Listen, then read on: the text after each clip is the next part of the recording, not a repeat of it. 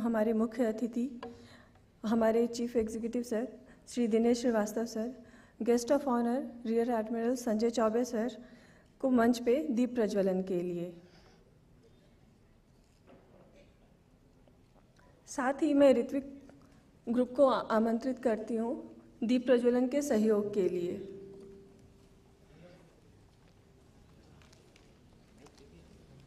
ये लेके जाओ।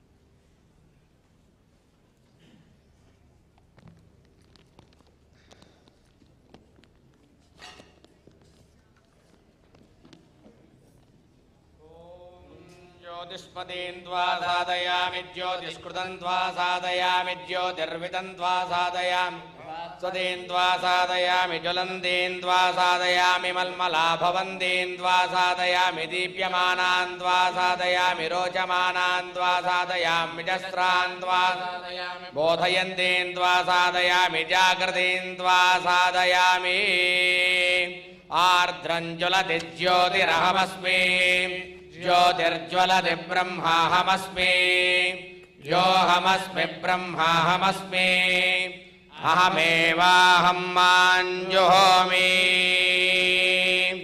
कर्मसाक्षी ज्योतिषे नमः। प्रार्थनापूर्वक नमस्कारं समर्पयामि। अयं मुहूर्तः सुमुहूर्तो अस्तो शुभमुहूर्तकाले सूर्यादीनां नवानां ग्रहाणाम् आनुकूल्य फलसिद्धिरस्तु। ओम ममाग्ने वर्चो विहवेश्वस्तु वयन्द्वेन्धानास्तनुवं पुषेम मह्यन्नमन्तां प्रतिशश्चदस्रस्त्वयाध्यक्षेण पृतनाजयेम। मम देवा विहवे सन्तु सर्व इन्द्रावन्तो मरुतो विष्णुरग्निः ममान्तरिक्षमुरुगोपमस्तु मह्यं वादः पवतां कामे अस्मिन् मयि देवा द्रविणमायुजन्तां मय्याशीरस्तु मयि देवहूतिः दैव्या होतारावनिषन्त पूर्वेरिष्टास्याम तनुवा सुवीराः मह्यं यजन्तु मम यानि हव्याकोतिः सत्या मनसो मे अस्तु येनो मानिकाङ्गतमच्चनाहं विश्वे देवासो अधिवोचतामे। देवी षडर्वेरुणः कृणोत विश्वे देवास इह वीरयध्वम् माहास्महि प्रजया मातनोभिर्मारधामद्विषते सोमराजन् अग्निर्मन्यं प्रतिनुदन् पुरस्तादब्धो गोपाः परिपाहिनस्त्वम् प्रत्यञ्चायन्तु निगुतः पुनस्ते महिषान् चित्तं प्रबुधा विनेशतो धाता धातॄणां भवनस्य यस्पतिर्देवगुं सवितारमभिमातिशाहम् इमै यज्ञमश्विनो भा बृहस्पतिर्देवाः पान्तु यजमानन्यर्थात् उरुव्यचानो महिषः शर्म यगुं सदस्मिन् हवे पुरुहोतः पुरुक्षो स नः प्रजायै हर्यश्वमृडयेन्द्रमानो रीरिषो मापराधाः येन सपत्ना अपदे भवन्त्विन्द्राग्निभ्यामवबाधामहेतान् वसवो रुद्रादित्या उपरि स्पृशम्मोऽग्रञ्जेत्तारमधिराजमक्रन् अर्वाञ्जमिन्द्रममुदो हवामहे योगो जिद्धनजिदश्वजिद्यः इमन्नो यज्ञं विहवे जुषस्वास्य कर्मो हरिवो मेदिनन्द्वा देवीं वाचमजनयन्त देवास्तां विश्वरूपाः पशवो वदन्ति सा नो मन्द्रेशमूर्जन्दुहानाधेनुर्वागस्मानुपसुष्टुतैतो यो वैतां ब्रह्मणो वेदा अमृतेनावृतां पुरीं तस्मै ब्रह्मज ब्रह्मा च आयुः कीर्तिं प्रजां ददुः भागधेयैनैवैनं प्रणयति ब्राह्मण आरुषेय उद्धरेत् ब्राह्मणो वै सर्वा देवताः सर्वाभिरेवैनं देवताभिरुद्धरति यावतीर्वै देवतास्ताः सर्वा वेदविधिब्राह्मणे वसन्ति तस्मात् ब्राह्मणेभ्यो वेदविद्भ्यो दिवे दिवे नमस्कुर्यान्नाश्लीलङ्गी कीर्तये देता एव देवता प्रीणाति पर्याप्त्या अनन्तरायाय सर्वस्तोमोतिरात्र उत्तममहर्भवति सर्वस्याप्त्यै सर्वस्य जित्यै आप्नोति सर्वं जयति भद्रं कर्णेभिः शृणुयाम देवाः भद्रं पश्येमाक्षभिर्यजत्राः स्थिरैरङ्गैस्तुष्टुवागुंसस्तनोभिः व्यशेम देवहितं यदायुः स्वस्ति न इन्द्रो वृद्धश्रवाः स्वस्ति नः पूषा विश्ववेदाः स्वस्ति नस्तार्क्ष्यो अरिष्टनेमिः स्वस्ति नो बृहस्पतिर्दधातु ॐ शान्ति शान्ति शान्तिः। धन्यवाद इस वैदिक मंत्रोच्चार के लिए। ये काफ़ी हद तक हमारे अंदर सकारात्मक ऊर्जा का संचार करता है। अब मैं रिक्वेस्ट करती हूँ डॉक्टर ALV कुमार सर से हमारे मुख्य अतिथि का सम्मान करने के लिए फूलों के गुलदस्तों के साथ।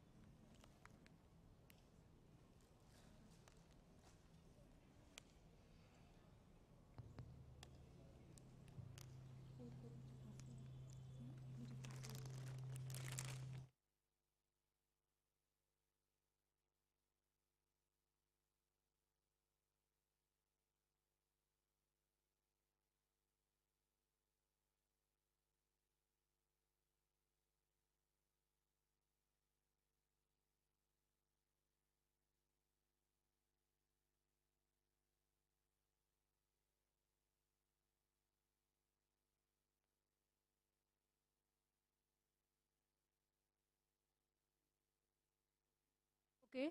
To Rear Admiral Sanjay Chaubey, former CMD ECIL.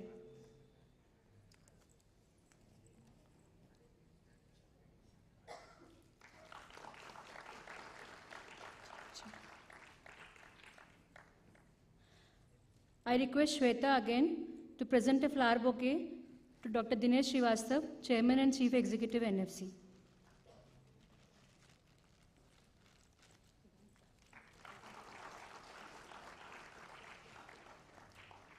Thank you, Shweta. Yoga is all about joining and creating a harmonious relationship between the body and mind together for a healthy and balanced state of well-being. Yoga has become a philosophy and spiritual approach to anyone who wants and needs self-contentment and pure blissfulness. On this occasion, I request Dr. Dinesh Srivastav, CE NFC, for the welcome address.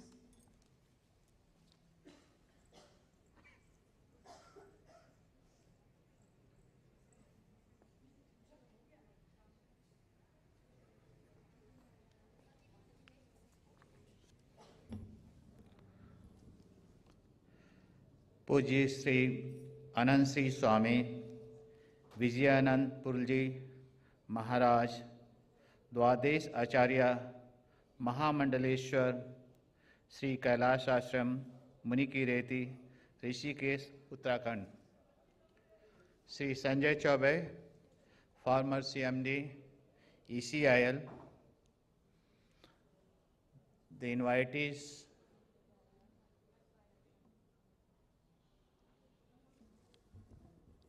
the experts in yoga field,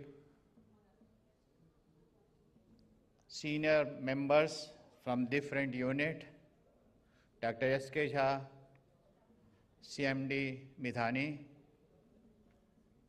senior officials of ECIL, NFC, delegates, invited members, ladies and gentlemen, a very warm welcome to all of you. We are very pleased that Nuclear Fuel Complex is hosting 6th Annual DAE Yoga Conference, and I thank especially Dr. Archana, the head of Secretary of the Association, for choosing and giving this responsibility to Nuclear Fuel Complex. I also thankful to Dr. Kumar Reddy for making it possible to get the most respected and the most important personals or experts in the field of yoga to this conference. I am very thankful to him and his team. I am not expert in yoga.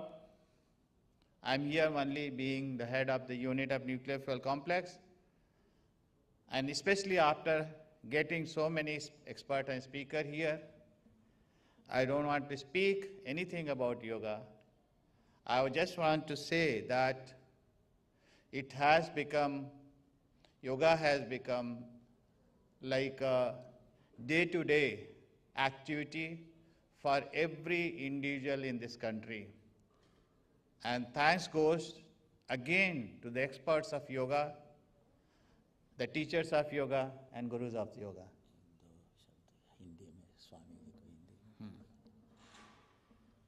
हमको ये बहुत खुशी की बात है कि आज ये एक्सपर्ट्स यहाँ हमारे साथ हैं।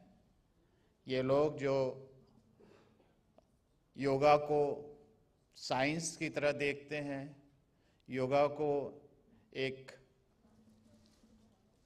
मेडिसिन की तरह देखते हैं, योगा को हेल्थ के सारे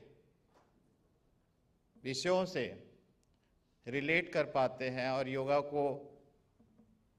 के थ्रू आज लोगों की क्वालिटी ऑफ लाइफ, उनका स्वास्थ्य, उनका मन, मस्तिष्क योगा के थ्रू और मेडिटेशन के थ्रू जानते हैं कैसे हम उनको बढ़ा सकते हैं। हमारे न्यूक्लियर फ्यूल कॉम्प्लेक्स में ये बहुत अच्छा है कि हमारे पास बहुत सारे एक्सपर्ट्स हैं और जिसकी वजह से हम योगा को काफ़ी ज़्यादा प्रैक्टिस कर पा रहे हैं, लोगों में कम्युनिकेट कर पा रहे हैं और लोगों का उसका ज्ञान बढ़ा पा रहे हैं। ये 2 दिन का जो गोष्ठी ऑर्गेनाइज किया गया है, उसमें अगर आप देखेंगे टॉपिक्स, हर टॉपिक को कवर किया गया है, हर स्पेशल एरिया क्षेत्र को कवर किया गया है। और मेरी सबसे विनती ये है कि आप बहुत भाग्यशाली हैं कि आपके लिए इतने अच्छे अच्छे स्पीकर ने हामी भरी और बहुत दूर से लोग आए हुए हैं, जैसे त्रिवेंद्रम से आए हुए हैं, लोनावाला से आए हुए हैं और पूज्य श्री ऋषिकेश से आए हुए हैं और ऐसे भी दूसरे स्पीकर्स जो हैं डिफरेंट जगह से आए हुए हैं। सिर्फ हमें हमारे ज्ञान को बढ़ाने के लिए, हमारे को योगा के इम्पोर्टेंस को समझाने के लिए आज यहाँ इकट्ठा हुए हैं। ज़्यादातर डेलीगेट्स वो हैं जो प्रैक्टिस खुद करते हैं योगा को, वो टीचर्स हैं। हमारे डीए यूनिट के डिफरेंट यूनिट्स में ये सारे जो है वहाँ पे कैंप करते हैं, क्लासेस करते हैं और योगा सिखाते हैं। तो मैं उन लोगों को योगा के बारे में नहीं बताना चाहता हूँ, मैं उन लोगों को बताना चाहता हूँ जो पहली बार इस तरह के गोष्ठी में सम्मिलित हुए हैं। मैं ज़्यादा समय नहीं लूँगा, मैं इतना ही कहूँगा कि आप लोग ये जितने भी व्याख्यान है, भाषण है, इनका पूरा से पूरा फ़ायदा उठाएं और थोड़ा सा अपने घर ले जाकर उसको प्रैक्टिस करें और देखेंगे कि हमारे जो क्वालिटी ऑफ लाइफ है वो कुछ न कुछ तो उसमें परिवर्तन आएगा और कुछ न कुछ हम उससे आगे बढ़ेंगे और हम इस योग विद्या को, जो कि आज इंटरनेशनल स्टैंडर्ड पे इतना सराहा जा रहा है, इतना पनपा जा रहा है, आप इसका फ़ायदा उठाएं। और ये हमें एक बार फिर सब लोगों को जिन्होंने इस कॉन्फ्रेंस के लिए दिन रात अथक मेहनत की है, उनको मैं सबको अपनी तरफ से धन्यवाद देना चाहता हूँ, खासकर श्री राजेश कुमार चौबे जी, गणेशा एंड उनके टीम में जितने भी मेंबर हैं, इन लोगों ने वाकई बहुत मेहनत की है और ये सब ALV कुमार रेड्डी के गाइडेंस में किया गया है और जिनकी वजह से आज ये हम लोग एक बहुत ही अच्छे स्टैंडर्ड का एक कॉन्फ्रेंस करने की कोशिश कर पा रहे हैं। सो मेरी शुभकामनाएं हैं सबको। एक बार मैं सारे डेलीगेट्स को फिर से यहाँ पे उनका आमंत्रण करता हूँ और वेलकम करता हूँ और मैं इस कॉन्फ्रेंस की सारी सफलता के लिए शुभकामना देता हूँ। धन्यवाद।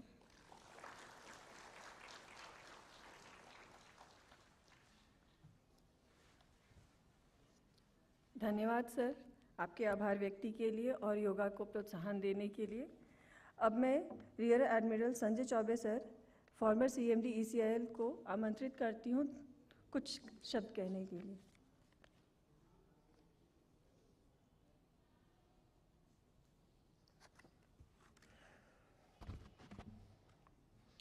पूज्य आनंद श्री स्वामी विजयानंद पुरी जी महाराज, doctor Dinesh Srivastava, doctor Archana Sharma, doctor Jha, यहाँ उपस्थित सभी अतिथिगण और परमाणु ऊर्जा विभाग परिवार के सभी सदस्य जो यहाँ पर आज उपस्थित हैं और हमारे बाहर से आए हुए अतिथि, जैसा कि साहब ने बताया त्रिवेंद्रम, लोनावला और भी कई जगहों से आए हैं, सभी का स्वागत है। सबसे पहले मैं आभार व्यक्त करना चाहूँगा डॉक्टर श्रीवास्तव का, जिन्होंने मुझे यहाँ आमंत्रित किया है आज।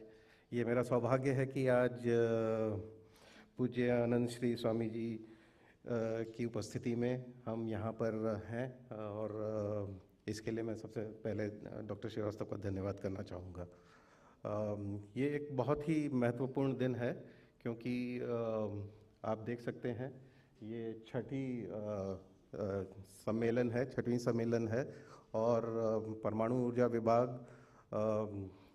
ऐसे सम्मेलन करते आ रही है जिसमें योग के बारे में लोगों में ज्ञान बढ़ाया जा रहा है।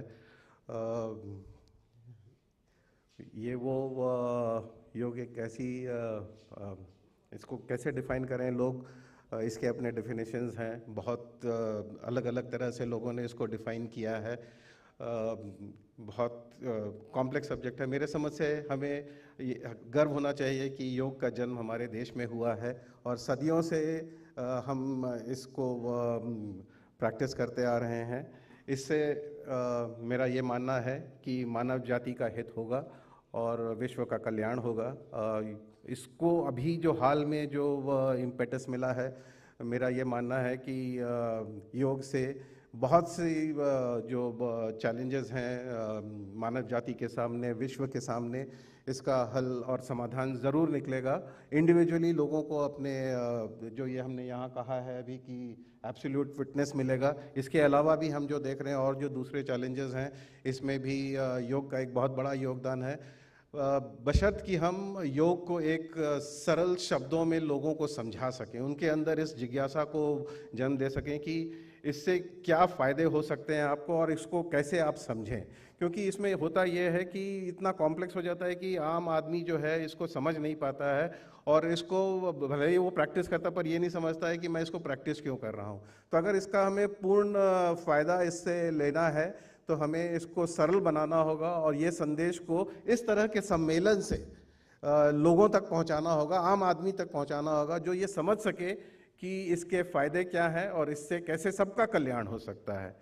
तो मैं यहाँ पर अनंत श्री स्वामी विजयानंद पुरी जी महाराज के सामने ज़्यादा शब्द कहना नहीं चाहूँगा। हम यहाँ पे चाहेंगे कि स्वामी जी से हम उनके कुछ शब्द सुने और एक बार फिर आभार व्यक्त करते हुए मैं ये कामना करता हूँ कि इस सम्मेलन के माध्यम से हम जनहित के कल्याण और विश्व का कल्याण हो सके, ऐसे हमारा प्रयास रहे। बहुत बहुत धन्यवाद। नमस्कार। जय हिंद।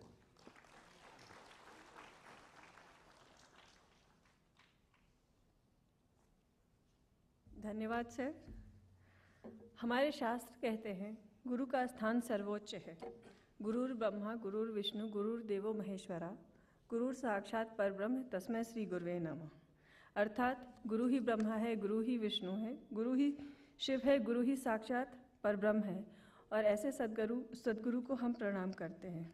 आज हमारे बीच ऐसे ही एक महान गुरु उपस्थित हैं और उन्हें सुनने से पहले मैं डॉक्टर एल.वी. कुमार रेड्डी सर को अनुरोध करती हूँ कि उनके बारे में हमें बताएं और उनका परिचय हमें दें।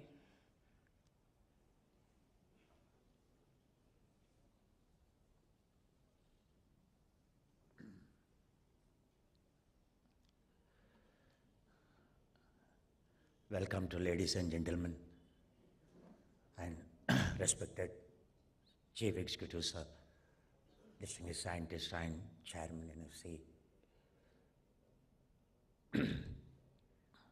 Dinesh Srivastava ji and इनके family और respected चौबे साहब, ECL के और हमारा साथी लोग, आज हम लोग आभारी हैं क्योंकि इनके बारे में बहुत कम मालूम है।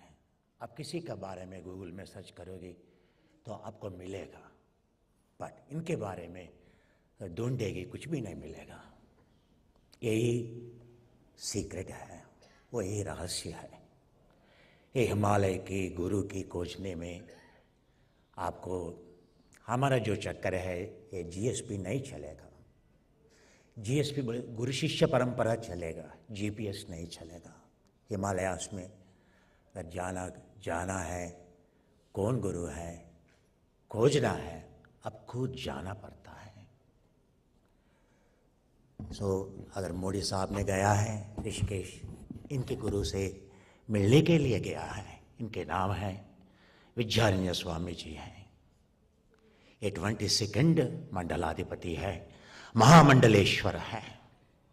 जो ट्रेडिशन है, जो कैलाश आश्रम है, 142 साल के 142-year-old institution in India, one of the oldest surviving scrupulous dynasty of the Vedanta tradition. You name very few of you know Swami Vivekananda.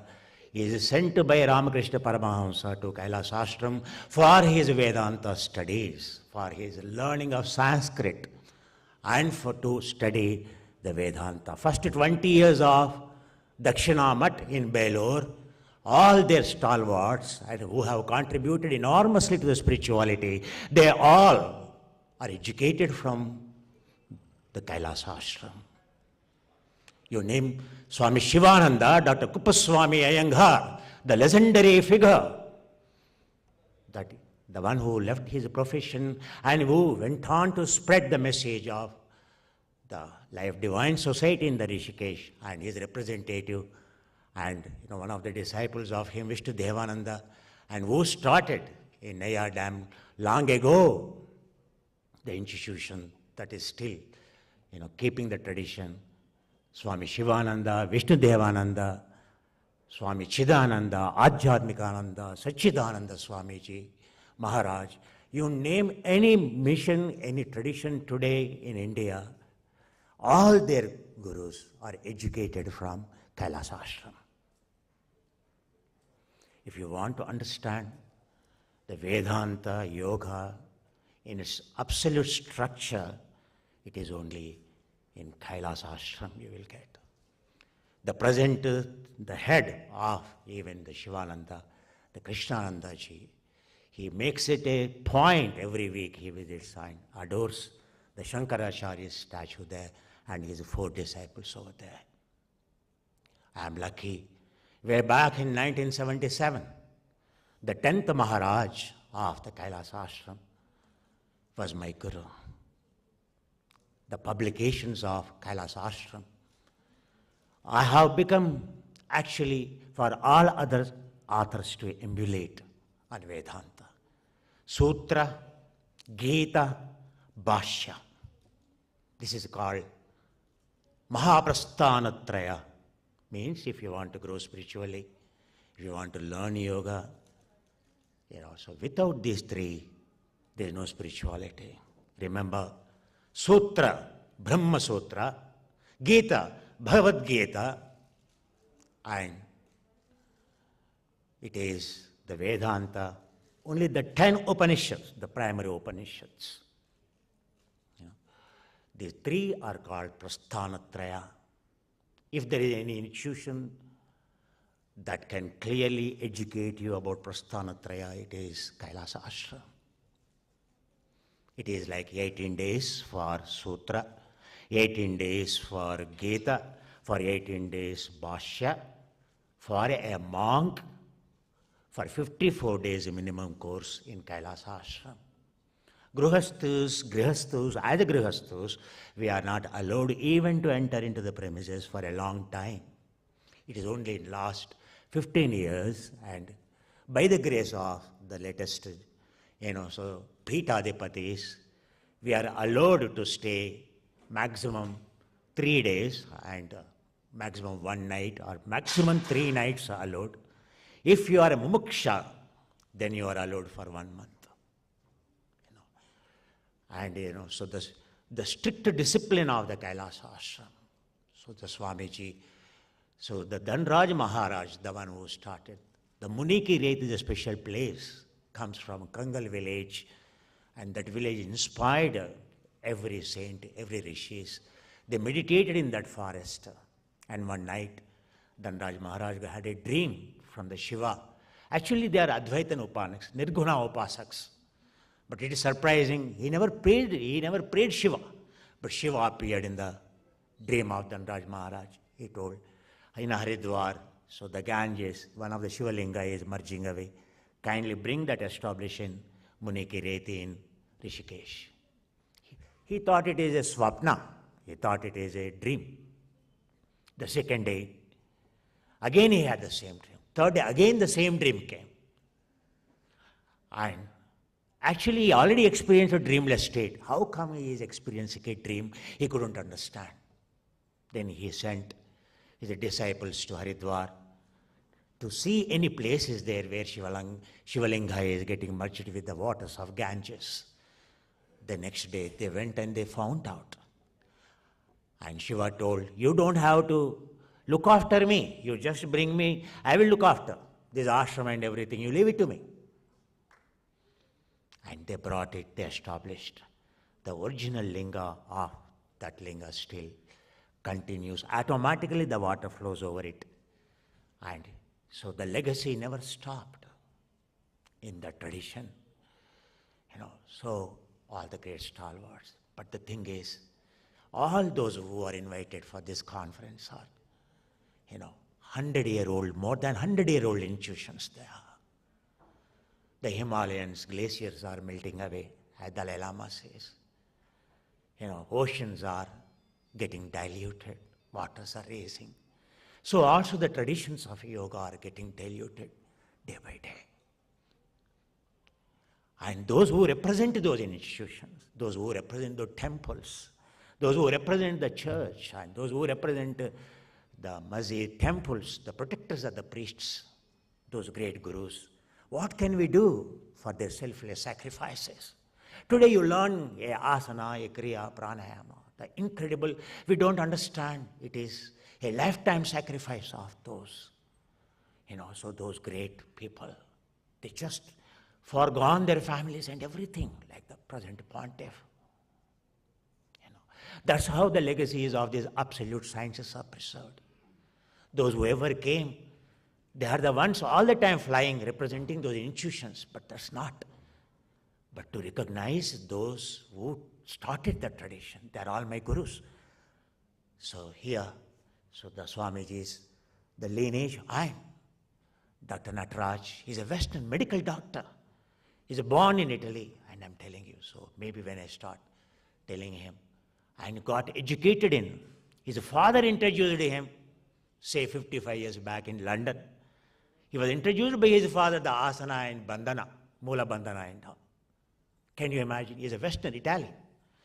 And he joined in Shivananda Ashram in the UK and got so motivated. And then he went into Shivananda Ashram in Africa and then subsequently there. Now for last 20 years he is serving Nayar Dam institution, and he and his noble wife Kalyani. They are Westerners. Absolutely scrupulous in maintaining the tradition. So also the Kaivalyadhama, many of our department people go there for learning. The Kaivalyadhama, Kaivalyananda, my two great teachers there. Digambarji is the one who initiated me, and then subsequent to O.P. Tiwari. He has become old. Now his son, Subodh Tiwari. Everyone in the world knows about the pranayama means. The Guruji of O.P. Tiwari, everyone would remember. You know. And Garote, senior Garote, Manohar Garote, the one who contributed enormously to the technologies of the contribution in retrieving many traditional texts of the Hatha Yoga, comes from Lonavala. He served Kaivalyananda and O.P. Tiwari, very close friends, very instrumental in organizing many. His son is coming, Manmad. You know, so in this morning, because without telling incredible greatness, you name anything, it is a walking encyclopedia. You know, Brahma Sutra.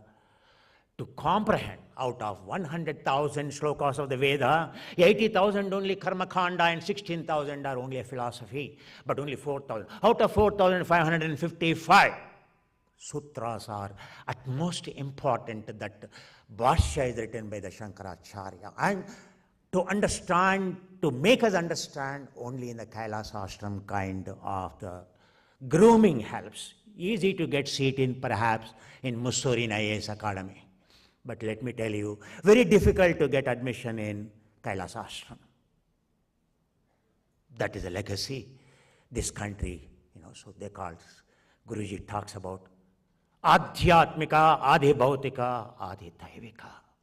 That spirit in this country still preserving. That's why our children study well. The India is prospering. This is a Dharma Bhumi, this is a Karma Bhumi. Because of still this land has such a holy places, such a holy people to remember. About him, what can I tell? As I told you, he's a walking encyclopedia. You name any 80,000 shlokas he can tell. You name any 16,000 of the philosophy of the Upanishads or anything, Brahmana, Sanhitas, Vyakarana, ask any bhaga, he will tell you. And Yoga Darshana, Brahma Sutras means you should be proficient in all Shad Darshanas, but he is expert in 12 Darshanas, both Astika and Nastika. And remember, Krishna told Arjuna, these are not to be read. This is Shruta Sampradaya. You have to only listen from a Guru. Your life is sanctified today. These are not to be read for your information. These are the technologies are to be only heard. That's how from young age I went into search of listening to the Guru, Shruta, Shrauta, Sampradaya. Even the Prasthanatraya, Shankaracharya clearly told. Tato Vedika Dharma Marga Parataha Punstva Tato Viprataha. If we are born as a human, means the only search is to fulfill the journey of the soul, to find a Guru who can teach you Atman Atma Bodha, Siddhanta Vicharana. In front of us, he is a sitting, standing testimonial in simple terms. So we will. So he is a Prasthanatraya. He will introduce us in a simple words, but his flow in Sanskrit is like Indian culture. Sanskrit is a culture. Sanskriti is a culture. The words flow from him. They are the cultured one, cultivated one. From where you have to learn Sanskrit, not from the book readers. It is from those who practice day and night, those who endure the pain, those who live. He is not touching any food outside. Their food, everything so scrupulously they maintain. So that sanctity, that purity, from his words, it flows to us. We are so lucky to hear his voice. Sanskrit is all about sound. Vedas is all about sound. Only Shruta, you are lucky to get his low octave sound of proficiency. So whatever he speaks, every word will have so much of depth beyond your comprehension. But still it makes a sense to you. Still it makes sense to you. So honoring, he learned that I am from that ashram, did a Prasthanatraya course, and he just agreed. Even you go seek appointment, you will not get, we will not get. And people have to go in search of those gurus, to ashrams. No guru will come, but we are so lucky today. Because of Saubhagya of Dinesh Srivastavaji, our chairman, chief executive, he is so spiritual because he told, Kumar, whomever you want to call, you call. That is a privilege, bestowed upon me. That is the faith kept in me. So now is the time to listen to. So he never came. Perhaps he may never come also. Understand? This is the legacy. So I request, मैं आमंत्रित करता हूँ मेरा स्वामी जी, मेरा गुरु जी, मैं जो मानता हूँ मेरा हर एक खून में, हर एक खनचाल में, मेरा गुरु के साथ सो एक ही है कृतज्ञता, हमेशा जागते हैं। अगर बिना वो भाव योगा नहीं है, योगा में एक ही है कृतज्ञता भाव। सो इसीलिए वो कृतज्ञता भाव जो परंपरा मेंटेन कर रहा है, इनके प्रति कुछ भी करे ये लोगों को कुछ भी नहीं है। सो स्वामी जी हमारा सौभाग्यशाली है, हाँ आप आए हैं। सो अभी आपके वक्त है हमको बोध देने के लिए। सो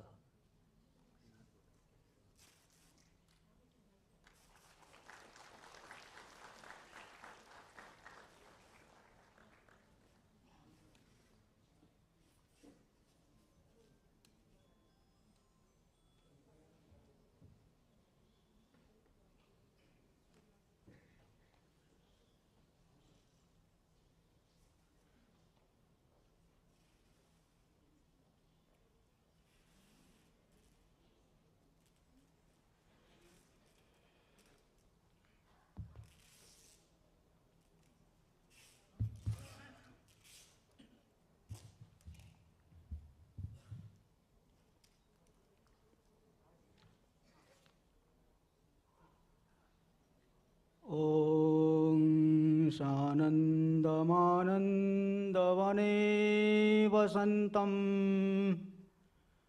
आनन्दकन्दं हतपापवृन्दम्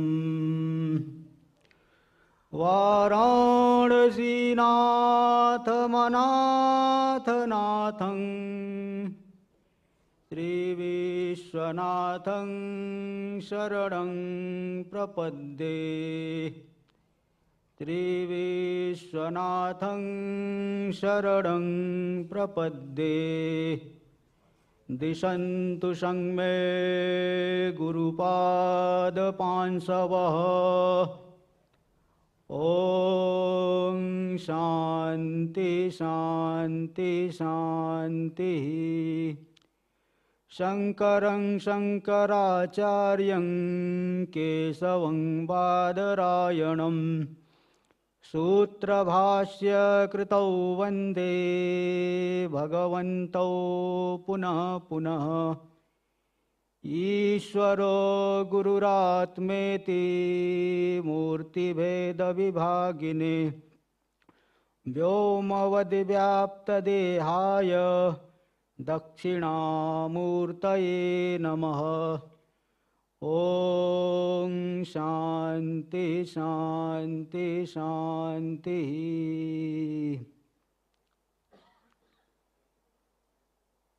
यहाँ पर उपस्थित जो आयोजन करने वालों में परमादरणीय श्री वृषा कपि कुमार जी और परमादरणीय दुबे जी, परमादरणीय श्रीवास्तव जी और संचालिका बहन जी, समुपस्थित श्रद्धा भक्तिमयी माताओं बहनों, श्रद्धालु सज्जनों, सभी वैज्ञानिक वृंद, बड़ी हर्ष का अवसर है कि यहाँ पे हम लोग द्विदिवसीय कार्यक्रम में योग विषय पर यहाँ पे ये सम्मेलन हो रहा है। देखिए, योग क्या है? योग का मतलब है दुख के संयोग का वियोग। योग यानी क्या हुआ? दुख के संयोग का वियोग। हमारा जो प्रत्येक जो जीव है वह सच्चिदानंद स्वरूप है। सच्चिदानंद का क्या मतलब होता है? सत मतलब जो हमेशा रहने वाला, चित मतलब जो ज्ञान स्वरूप, आनंद मतलब सुख स्वरूप। तो हर एक व्यक्ति का, हर एक प्राणी का, हर एक जीव, मनुष्य नहीं, चाहे कोई भी जीव हो, 84 लाख योनियां हैं, तो हर एक का स्वरूप है सच्चिदानंद रूप। लेकिन अज्ञान से जो हम शरीर आदि में मैं भाव कर लेते हैं और शरीर के संबंधियों में मेरा भाव कर लेते हैं, मैं और मेरा, इसकी वजह से हमें दुख की प्रतीति होती है, दुख का अनुभव होता है। जैसे उदाहरण आपको दूं, आप किसी संस्था से जुड़ जाइए, कोई संस्था है, कोई ट्रस्ट हो, ऑर्गेनाइजेशन हो, उससे आप जुड़ गए और वह संस्था अगर घाटे में चल रही है तो आप क्या कहोगे? मैं घाटे में हूं, हम लोग घाटे में हैं। और अगर वही संस्था फायदे में चल रही हो, आप क्या कहोगे? हम लोग फायदे में हैं। तो संस्था में जुड़ने से पहले आपको कोई मतलब नहीं था उससे, लेकिन संस्था में जुड़ गए तो अगर संस्था घाटे में है अथवा फायदे में है तो आपको क्या मालूम पड़ा? फायदा अथवा घाटा, हानि लाभ। इसी तरह से हमारा स्वरूप क्या है? सच्चिदानंद रूप। लेकिन शरीर आदि में मैं मेरा भाव करके, क्योंकि हम तो हमेशा रहने वाले हैं, जागृत अवस्था में भी है, स्वप्नावस्था में भी है, सुषुप्ति अवस्था में भी। आप गहरी निद्रा में हो, उस समय आप नहीं हो क्या? उस समय भी आप हो। इसलिए जागने के बाद आप क्या कहते हो कि मैं बड़े सुखपूर्वक सोया था, लेकिन आपको न तो घर का भान था, न परिवार का भान था, न शरीर का भान था। तो हम लोग जो शरीर आदि से जुड़ जाते हैं तो दुख का अनुभव होता है, दुख का संयोग हो गया। और जब योग करेंगे तो दुख के संयोग का क्या हो जाएगा? वियोग। यही है योग। योग का मतलब क्या हो गया? दुख के संयोग का वियोग।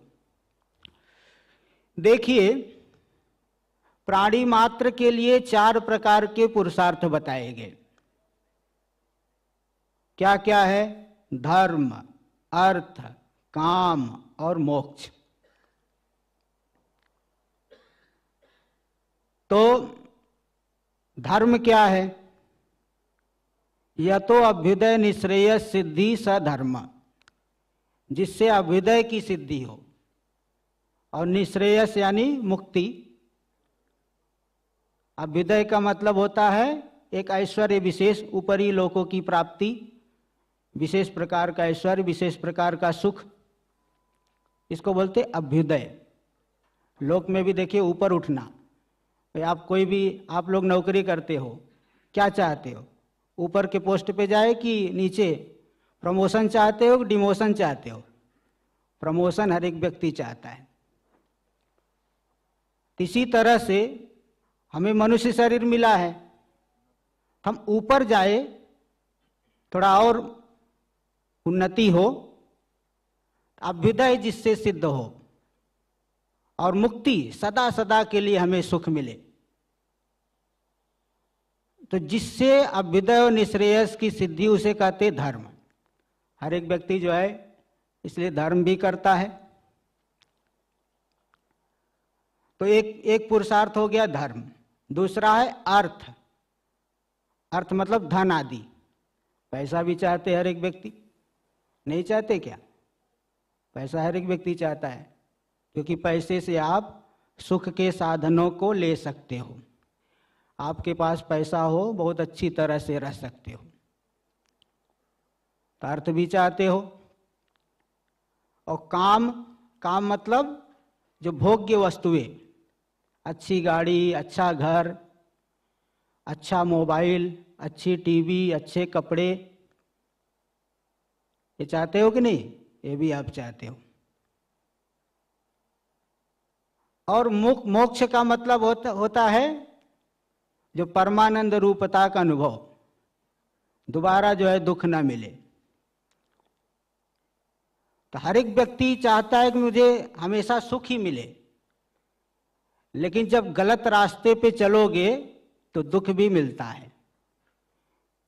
कोई भी आदमी ऐसा काम नहीं करता कि जिससे उसे दुख मिले, लेकिन उसे दुख मिलता है। क्यों? क्योंकि ये जो लौकिक प्रवृत्ति है, लौकिक प्रवृत्ति से आत्यंतिक सुख, सदा सदा के लिए सुख नहीं मिल सकता। इसलिए सदा सदा के लिए सुख मिले तो क्या करें हम? आध्यात्मिकता को बढ़ाइए। ऐसा नहीं कह रहे कि आप यहाँ घर को छोड़ करके जंगल में चले जाओ, वहां बैठ जाओ। व्यवहार करिए, लेकिन व्यवहार को जीवन में थोड़ा जगह दीजिए, आध्यात्मिकता को अधिक जगह दीजिए। नहीं तो अनादिकाल से देखिए हम बराबर संसार में आते रहे। आपके घर में जो कुत्ता पाल के रखे हो, अथवा जो छोटे छोटे जीव है, बिल्ली है, गधे है, घोड़े है, ये भी तो जीव है। ये भी कोई योनि है ना, ये भी एक जीव है। उन्हें उस योनि की प्राप्ति क्यों हुई? क्योंकि उन्होंने बुरे कर्मों को किया। और अच्छे कर्म करेंगे तो सद्गति मिलती है। तो देखिए 4 प्रकार के पुरुषार्थ, धर्म, अर्थ, काम और मोक्ष। ये हर एक प्राणी जो है, इसमें से धर्म और मोक्ष ये मनुष्य ही सिद्ध कर सकता है। अर्थ और काम ये तो हर एक प्राणी को सदा उपलब्ध है। भाई चींटी भी है, वो भी अपनी बिल के अंदर चीनी के, शक्कर के दाने को, चावल के दाने को ले जा करके रखती है और अपनी इच्छाओं की पूर्ति वह भी कर लेती है। अर्थ और काम तो हर एक योनि में है, लेकिन धर्म और मुक्ति की सिद्धि यह केवल मनुष्य शरीर में ही हो सकता है। और मनुष्य शरीर में कब होगा? जब हम उसके लिए योग्य बनेंगे। देखिए एक श्लोक आता है, अधिकारिणम आशास्ते फल सिद्धिर विशेषता उपाया देश कालाद्या संत्यस्मिन सहकारिण। जो फल सिद्धि है अधिकारी व्यक्ति की अपेक्षा रखती है। जैसे छोटे बच्चे को अगर इंजीनियरिंग के क्लास में ले जाके बैठा दिया जाए और 1 घंटे शांति से बैठा रहे, तो भी वो कुछ समझ पाएगा क्या? कुछ नहीं समझ पाएगा। क्यों नहीं समझ पाएगा? क्योंकि अभी उसके अंदर उतनी योग्यता नहीं है। और अगर जो क्रम से पढ़ा हुआ व्यक्ति है, पहली कक्षा से लेकर 10वीं कक्षा तक पढ़ा, 10+2 किया, आगे जो है ग्रेजुएशन किया, इंजीनियरिंग के क्लास में बैठा हुआ है, तो व्यक्ति समझ सकता है कि सामने वाला क्या पढ़ा रहा है। क्यों समझ सकता है? क्योंकि उसके अंदर योग्यता है। और जिसके अंदर योग्यता नहीं है वहां पे बैठे रहेगा तो भी नहीं समझ पाएगा। यही बात वहां पे भगवान शंकराचार्य जी ने विवेक चूड़ामणि में लिखा, अधिकारिणम आशास्ते फल सिद्धिर विशेषता। फल की सिद्धि अधिकारी पुरुष की अपेक्षा रखती है। तो अगर आपके अंदर अधिकार है, योग्यता है, तो आपको फल मिलेगा। तो जो धर्म और मोक्ष, ये दो पुरुषार्थ मनुष्य जीवन में ही संभव है, मनुष्य ही कर सकता है। तब देखिए धर्म की बात कर्मकांड भाग में आती है। आप जो है गृहस्थ है तो सदा जो है धर्म आदि करना चाहिए, जैसे संध्या वंदन आदि करना चाहिए, देवताओं का पूजन, ये सब तीर्थ यात्रा, ये सब जो है धर्म की श्रेणी में आते हैं। सत्य बोलना, ये धर्म की श्रेणी में आता है। और योग, यह भी समझ लो एक प्रकार का धर्म है। इससे भी हमारे अंदर एक विशेष योग्यता आती है। योग करने से शरीर भी ठीक रहेगा, मन भी ठीक रहेगा। और जब तक मन ठीक नहीं होगा हम ठीक से विचार नहीं कर सकते। ठीक से विचार करने की योग्यता हमारे अंदर नहीं आएगी। तो देखिए, योग करेंगे तो योग्यता आएगी, तभी विचार कर सकते। क्या विचार करेंगे? अध्यात्म विचार। अध्यात्म विचार क्या है? आत्मा के विषय में जो विचार होता है उसे कहते हैं अध्यात्म विचार। जैसे अभी बता रहे थे, तो हमारे कैलाश आश्रम में जो वेदांत का अध्ययन होता है, वेदांत का अध्ययन भी होता है और बाकी 6 ग्रंथ, 6 दर्शन है, सांख्य, योग, पूर्व मीमांसा, उत्तर मीमांसा, न्याय, वैशेषिक, ये 6 दर्शनों का अध्ययन वहाँ होता है। योग का भी अध्ययन होता है, लेकिन मुख्य वहाँ वेदांत की पीठ है। इसलिए स्वामी विवेकानंद, स्वामी राम तीर्थ जी, स्वामी दयानंद जी, ये सब बड़े बड़े महापुरुष जो है वहाँ पे विचार आके अध्ययन किए हुए। तो वहाँ अध्यात्म विचार, अध्यात्म विचार क्या है? आत्मा को लेकर के जो विचार किया जाए। और सबसे पहले तो मैं कहने से क्या ध्यान में आता है? शरीर का ध्यान आता है। लोक व्यवहार में तो मैं का अर्थ शरीर को लेते हैं। आत्मा शब्द से कहने के आत्मा यानी मैं यानी शरीर का ध्यान आता है। लेकिन वेदांत जब विचार करोगे तो आप कहोगे नहीं, ये शरीर आत्मा नहीं हो सकता, क्योंकि आत्मा मतलब जो हमेशा रहे। ये तो जो है बदलते रहता है, उत्पन्न होता है, बड़ा होता है, ठीक है, प्रौढ़ हो जाता है, और 60 साल की आयु हो गई उस क्षीण होने लगेगा, एक दिन विनष्ट हो जाता है। लेकिन जीव जो है मरता नहीं, शरीर मरता है, जीव नहीं मरता। जैसे उदाहरण एक बता दूं, आपके घर के सामने कोई वृक्ष है, अगर वृक्ष की एक डाली को काट दोगे वो डाली सूख जाएगी। वो जो शाखा है, ब्रांच जो उसका है, शाखा, अगर उसको आपने कुल्हाड़ी से काट दिया तो क्या हो जाएगी? वो सूख जाएगी। दूसरी शाखा को काट दिया, वो अभी सूख जाएगी। तीसरी शाखा को काटा, वो अभी सूखेगी। और पूरे वृक्ष को काट दिया तो पूरा का पूरा वृक्ष सूख जाएगा। ऐसा कैसे हुआ? एक शाखा को काटने से वह शाखा ही सूखी, पूरा वृक्ष नहीं सूखा। दूसरी शाखा को काटा हुआ शाखा भी सूख गई, पूरा वृक्ष नहीं सूखा। लेकिन जब आप नीचे से काट दोगे तो पूरा का पूरा वृक्ष सूख जाएगा। इसी प्रकार जो जीव है वो प्राण कला जहां से हट गया, जैसे एक हाथ से प्राण हट गया तो पैरालिसिस हो जाता है, दूसरे हाथ में वो भी पैरालिसिस हो जाएगा। पूरे शरीर से अगर प्राण निकल गया तो मर गया, बोलते कि देखो मर गया। तो शरीर मरा, जीव नहीं मरा। जीव तो यहां से निकल करके दूसरी जगह चले गया, दूसरे शरीर में। जैसा कर्म किया है वैसा शरीर मिलेगा। पुण्य कर्म किया है तो देवता शरीर मिलेगा, पाप कर्म किया है तो तिर्यक योनि, जो पशु पक्षी आदि, पशु पक्षी आदि भी एक योनि है। 84 लाख योनियों में भी एक जीव है। तो उनको पाप कर्मों की वजह से वो शरीर मिल गया। तो पुण्य कर्म करोगे तो उत्तम शरीर, निकृष्ट कर्म करोगे तो अधम शरीर मिलेगा। एक महाभारत में एक उदाहरण आता है कि एक बार एक श्मशान घाट था। उस श्मशान घाट में तो मुर्दे जलाए जाते हैं, श्मशान घाट में वो तो मुर्दे जलाए जाते हैं। तो वहाँ पे श्मशान घाट में बगल में एक वृक्ष था, उस वृक्ष के ऊपर एक बंदर रहता था और बंदर देखते रहता था वहाँ पे। रात्रि के समय उस श्मशान घाट में वो जंगल से एक लोमड़ी, जो सियार बोलते हैं, जयकाल जो है लोमड़ी, वो आकर के वहाँ पे जो आधे जले हुए लाश शव रहता है ना, उसको खाता था। वो लोमड़ी खाती थी।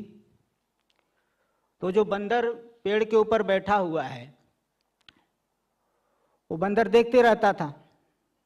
एक दिन उस बंदर ने लोमड़ी से कहा कि भाई तुमने कौन सा पाप कर लिया कि जो तुमको इतना निकृष्ट शरीर मिला हुआ है, तुम्हारा भोजन कितना गंदा है, तुमने कौन सा पाप किया तो जो तुम्हें ऐसा शरीर मिला? तो उसने, लोमड़ी ने बताई कि देखो भाई, पूर्व जन्म में मैंने एक आदमी के धन की चोरी कर ली थी। उसके धन को चुरा, एक ब्राह्मण व्यक्ति था, उसका धन मैंने चुरा लिया था, चोरी की थी, इसलिए मुझे ये शरीर मिला। तो फिर लोमड़ी भी उससे पूछी कि तुम ही कौन से बहुत बड़े धर्मात्मा हो गए हो, तुमने कौन सा पाप किया जो तुम्हें बंदर का शरीर मिला है? बंदर ने बोला कि मैंने पिछले जन्म में एक आदमी को पैसा देने को बोला था, लेकिन मैंने दिया नहीं, मेरे से पाप हो गया, इसलिए मुझे ये शरीर मिला। तो देखिए, पुण्य कर्म करेंगे तो पुण्य शरीर की प्राप्ति, उत्तम शरीरों की प्राप्ति। पाप कर्म करेंगे तो निकृष्ट शरीरों की प्राप्ति, जो निम्न योनियां है, तिर्यक पशु पक्षी, उनकी प्राप्ति होती रहती है। तो ऐसे अनादि काल से जीव संसार में चल रहा है। ये संसार कब से? अनादि काल से। यह कब तक चलता रहेगा? जब तक कि हम अपने परम गंतव्य को नहीं प्राप्त कर लेते। जैसे नदी की जो धारा चल रही है, नदी का जल कब तक चलते रहेगा? जब तक वो समुद्र में नहीं पहुंच जाएगा। क्यों? क्योंकि उसका मूल समुद्र है। समुद्र से ही वो पानी ऊपर जा वाष्प हो करके बादल बन करके नदी बना है। अपने मूल को जब तक नहीं प्राप्त कर लेगा। थोड़ा देखिए, साइंस और वेदांत में थोड़ा सा अंतर है। साइंस तो अलग कहेगा। साइंस में क्या कहेंगे? देखो उधर ढलान है, स्लोप है उधर, इसलिए पानी उधर जा रहा है। लेकिन वेदांत क्या कहता? नहीं, उसका मूल समुद्र है। जैसे हम लोग कोई पत्थर ऊपर फेंकेंगे, वो नीचे आ जाएगा। साइंस क्या कहता है? उस पत्थर के अंदर एक ग्रेविटेशनल फोर्स है, गुरुत्वाकर्षण शक्ति, इसलिए पत्थर ऊपर से नीचे आ गया। लेकिन वेदांत क्या कहता है?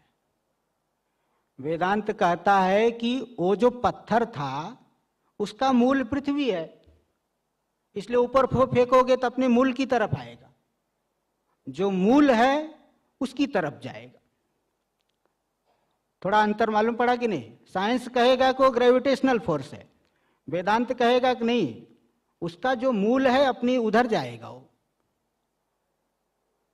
तो सभी नदियों का मूल है समुद्र, इसलिए सभी नदियां जो है समुद्र की तरफ जा रही है। इसी प्रकार सभी जीवों का मूल क्या है? परमात्मा। इसलिए हर एक व्यक्ति में परमात्मा जिज्ञासा स्वाभाविक रूप से है, लेकिन वो रास्ता कैसा पकड़ा है, उसने किस प्रकार का पुण्य पाप किया है, उस प्रकार से उसे सही या गलत मार्ग मिल गया है।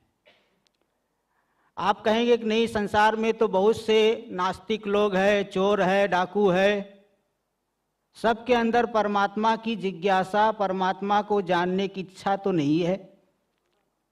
तो देखिए, मैं बताता हूं कि कैसे हर एक व्यक्ति के अंदर परमात्मा जिज्ञासा है। देखिए, हमारा स्वरूप क्या है? सच्चिदानंद। हर एक व्यक्ति चाहता है कि मैं हमेशा बने रहूं। आप में से कोई चाहता है क्या मैं मर जाऊं? कोई चाहता है? जरा हाथ उठाए, कौन चाहता है कि मैं मर जाऊं? लगता है आप सांसारिक समस्याओं से पीड़ित है।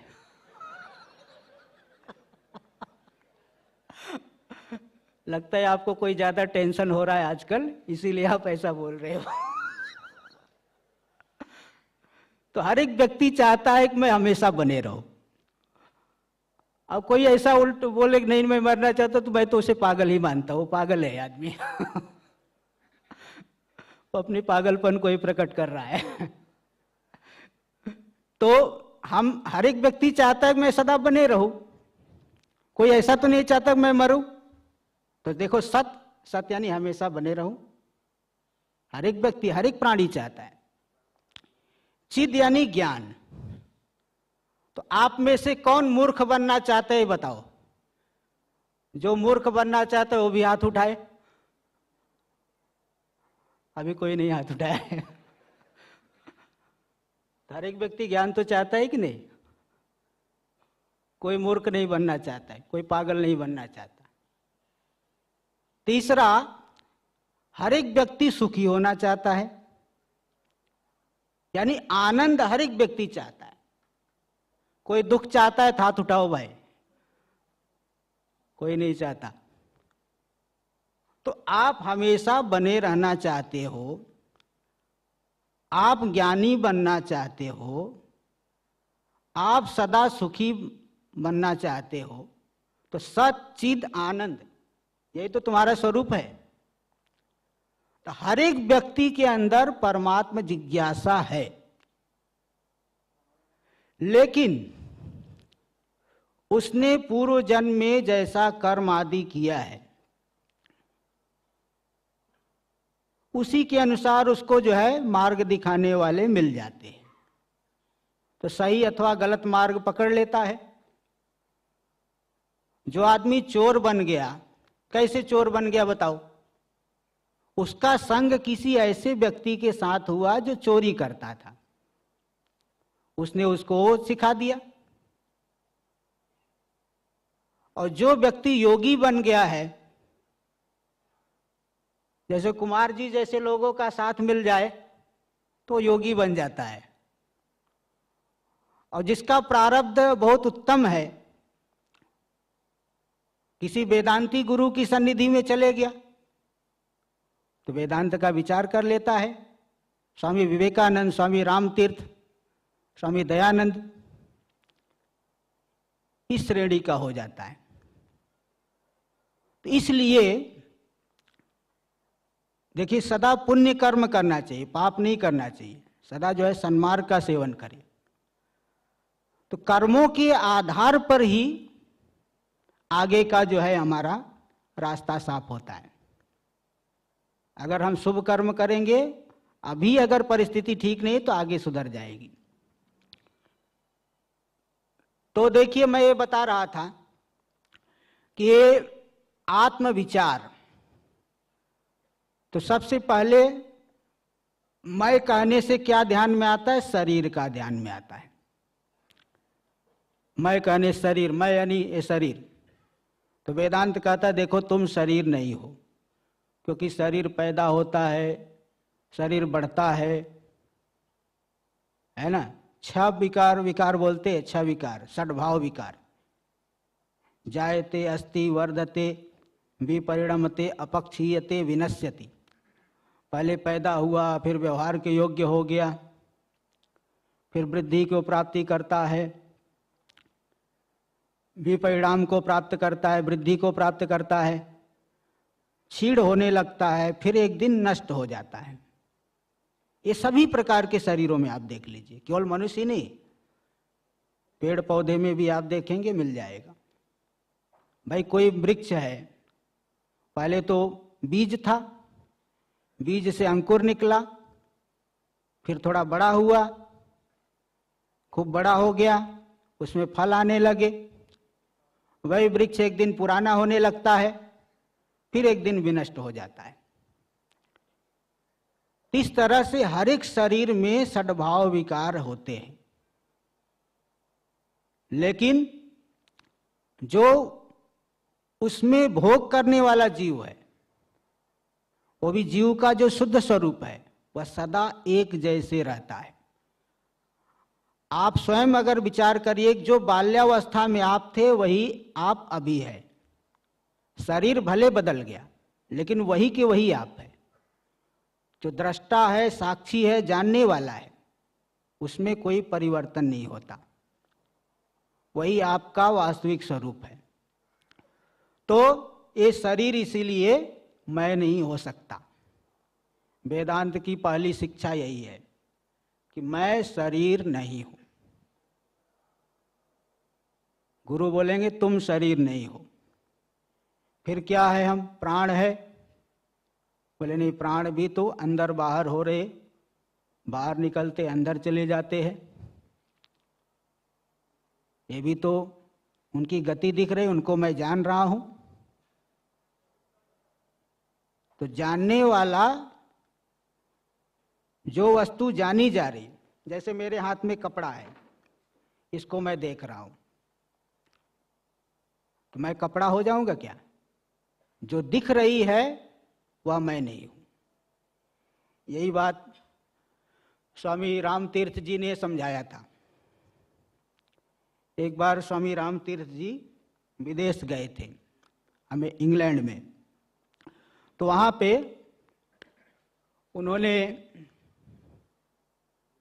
वहाँ की जो परंपरा है, वहाँ पेपर में निकाल देते हैं कि भाई जिसको ज्ञान चाहिए वो मेरे पास आए। तो एक व्यक्ति था वहाँ, बहुत नास्तिक था। वो हमेशा ईश्वर का खंडन करता था। बोले ईश्वर नाम की कोई चीज नहीं, परमात्मा है ही नहीं। तो उसको जब मालूम पड़ा, अरे परमात्मा का ज्ञान, ईश्वर का ज्ञान कराया जाएगा, वो भी अकेले में गया थोड़ा मिलने के लिए, नहीं तो उसकी नाक कट जाएगी ना, सबके सामने जाएगा। तो अकेले में गया, अकेले में जाके मिला। तो उसने स्वामी राम तीर्थ जी से कहा कि मुझे भगवान का दर्शन करा दो। आपने पेपर में निकाला है कि भगवान का दर्शन कराया जाएगा, तो मुझे दर्शन कराइए। तो स्वामी राम तीर्थ जी ने बताया कि एक बात बताइए, भगवान को आपके घर भेजूं या आप भगवान के घर जाओगे? पहले चॉइस कर लो, आपको भगवान के घर भेजूं, आप जाओगे कि भगवान को ही आपके घर भेज दूं? तो उसने सोचा कि अगर मैं बोल दूं कि मैं जाऊंगा भगवान के घर, तो पता चला कहीं हिमालय की गुफा में भेज दे, कहाँ ढूंढते फिरूंगा। इसलिए उसने कह दिया कि महाराज भगवान को ही मेरे घर पे भेज दीजिए, वो ठीक रहेगा, सिंपल पड़ेगा। बोले ऐसा करो, तुम अपना एड्रेस लिख के दे दो। भाई कोई आदमी आपसे मिलने आएगा तो आपके एड्रेस बराबर होगा तभी तो आपसे मिलेगा ना, तो जरा अपना एड्रेस लिख के दो। तो उसने लिख के दिया कि फलाना रोड, फलाना गली, बिल्डिंग नंबर कुछ दे दिया, रूम नंबर इतना दे दिया। तो रामतीर्थ जी ने कहा कि मैं तुम्हारे घर का पता थोड़ी पूछ रहा हूं, मैं तुम्हारा पता पूछ रहा हूं, तुम्हारा एड्रेस क्या है? ये जो आप एड्रेस बता रहे तो तुम्हारे घर का पता है, यानी तुम्हारा शरीर जहां रहता है उसका एड्रेस दिया आपने, अपना पता बताओ। तो बोले कि क्या मैं शरीर से अलग हूं? बोले बस, क्यों शरीर से अलग नहीं हो? आप कहते हो कि मेरा घर, मेरी कार, मेरा कपड़ा, मेरी पुस्तक, ठीक इसी प्रकार मेरा शरीर अलग नहीं हुआ क्या? मेरा घर, मेरी कार, मेरा कपड़ा, मेरी पुस्तक, मेरा मोबाइल, मेरा फोन, ऐसे ही मेरा शरीर। जैसे घर आप नहीं हो, कपड़ा आप नहीं हो, मोबाइल आप नहीं हो, बल्कि वो आपके है, इसी प्रकार शरीर भी आपका, आप अलग है, शरीर अलग है। हमारे कर्मों के आधार पे शरीर मिला है, इसलिए हम शरीर से अलग है। फिर वो व्यक्ति जो है उसको धीरे धीरे उसको बातें जमने लग गई, फिर उनका प्रतिदिन वो स्वाध्याय करने लगा। तो देखिए, मैं ये कहना चाह रहा हूं कि जो दृश्य है, दृश्य मतलब जिसको हम देखते हैं, जैसे कपड़ा मैं देख रहा हूं, ये हो गया दृश्य, और मैं हूं दृष्टा, देखने वाला।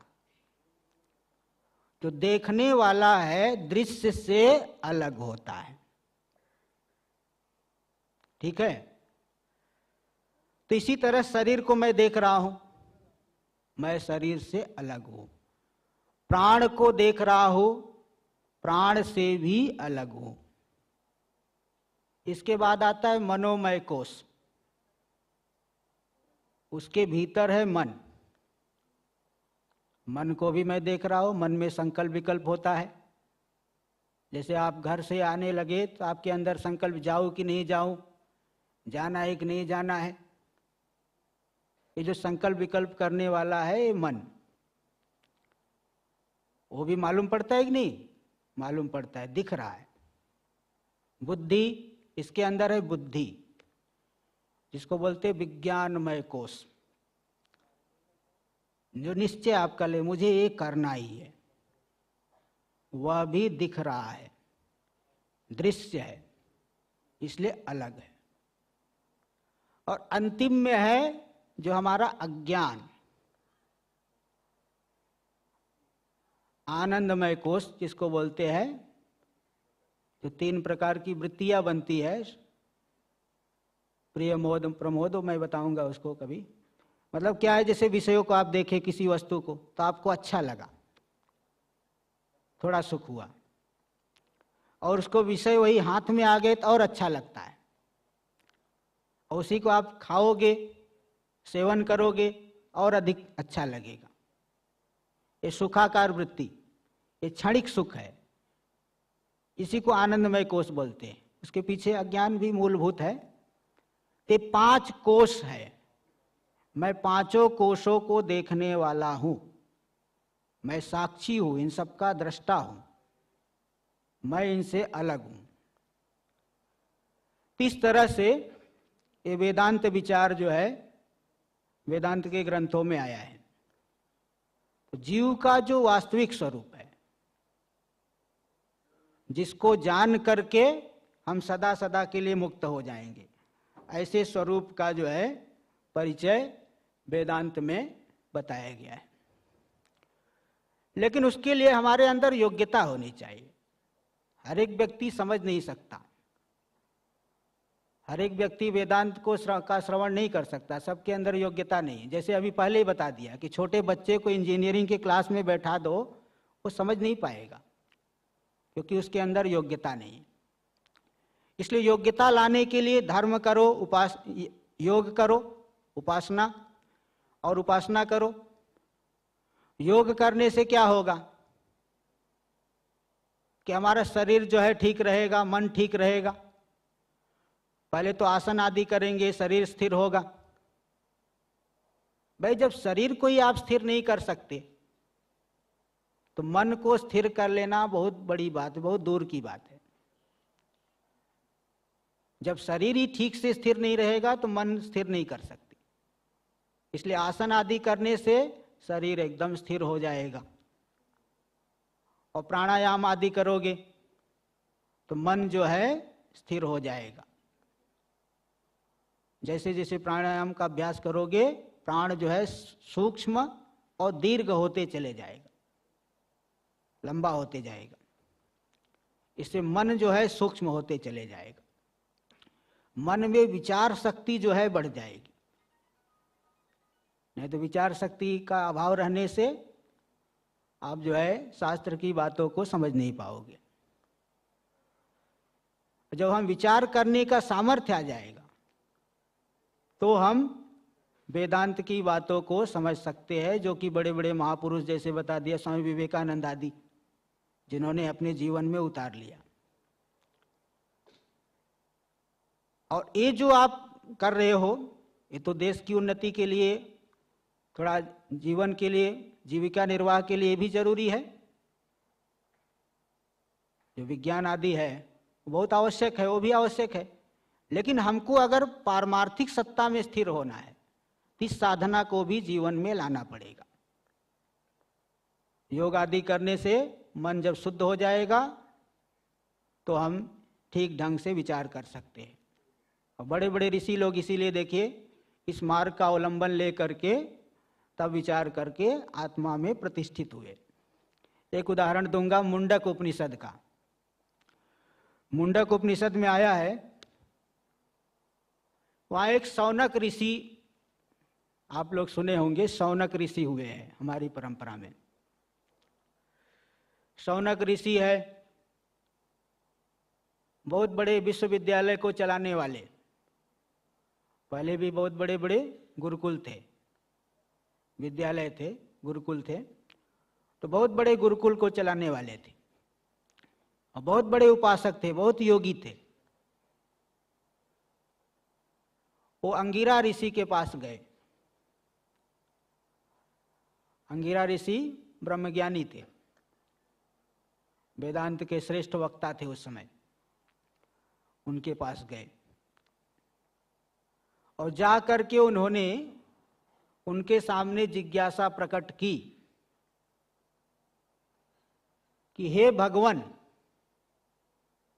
कस्मिन्नु भगवो विज्ञाते सर्वम इदं विज्ञातं भवति। किस एक तत्व को जान लेने से सब कुछ जान लिया जाता है।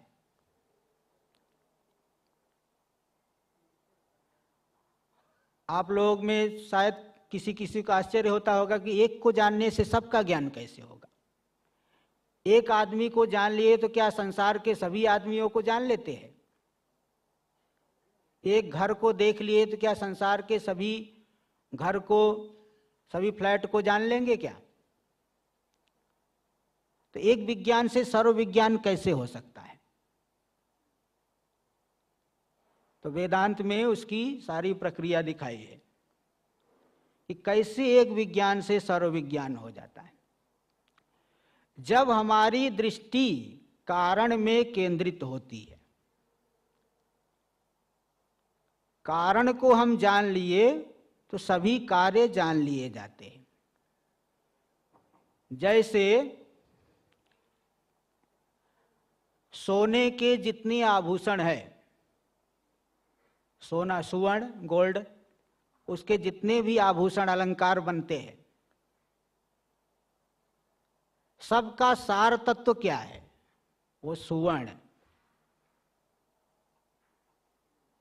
तो सुवर्ण में हमारी दृष्टि अगर केंद्रित है तो यानी सभी आभूषण जो है एक आकार दिया हुआ है। सोने में ही एक विशेष आकार दे दो तो अलग अलग आभूषण, पैर में पहनने वाला अलग, गले में पहनने वाला अलग है, हाथ में पहनने वाला अलग है।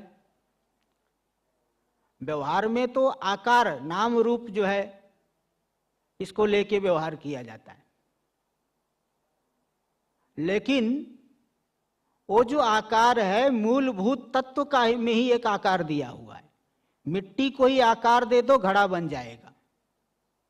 जो लोहा आदि है उसी में आकार दे देते एक पात्र बन जाता है।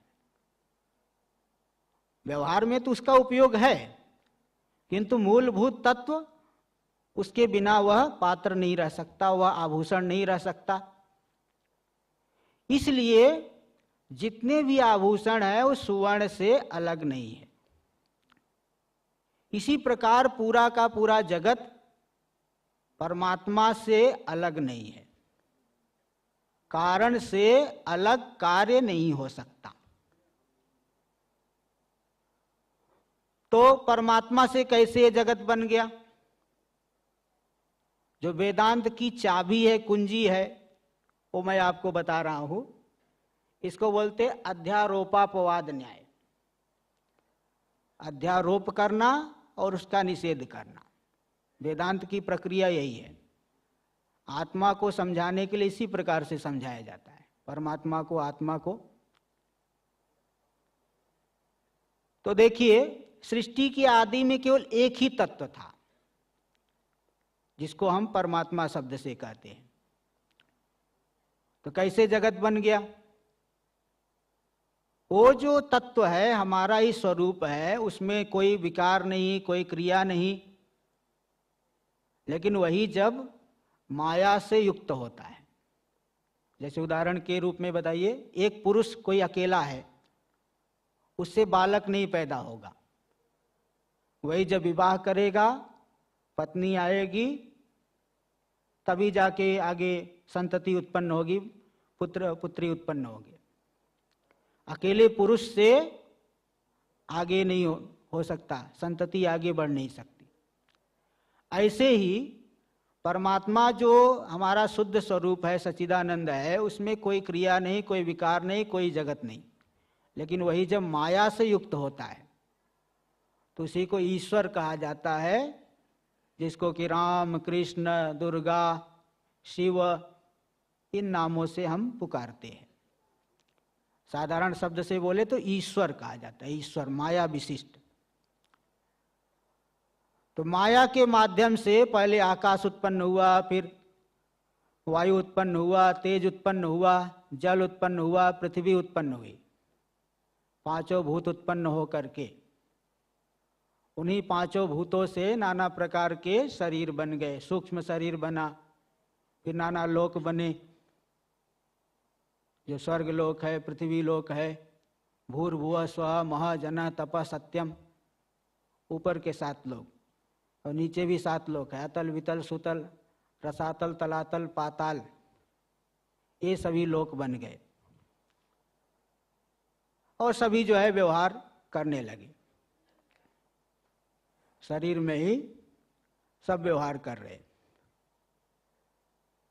तो शरीर के साथ तादात्म्य कर लेते हैं, शरीर में मैं भाव करके वो व्यवहार करने लगे सभी जीव। अब इसका भी गूढ़ रहस्य क्या है कि भाई कहाँ से क्यों संसार पैदा हो गया? देखिए, तो ये बताया जाता है कि भाई ये जो संसार अनादिकाल से है, हर एक कल्प में सृष्टि होती है, लेकिन संसार अनादिकाल से है।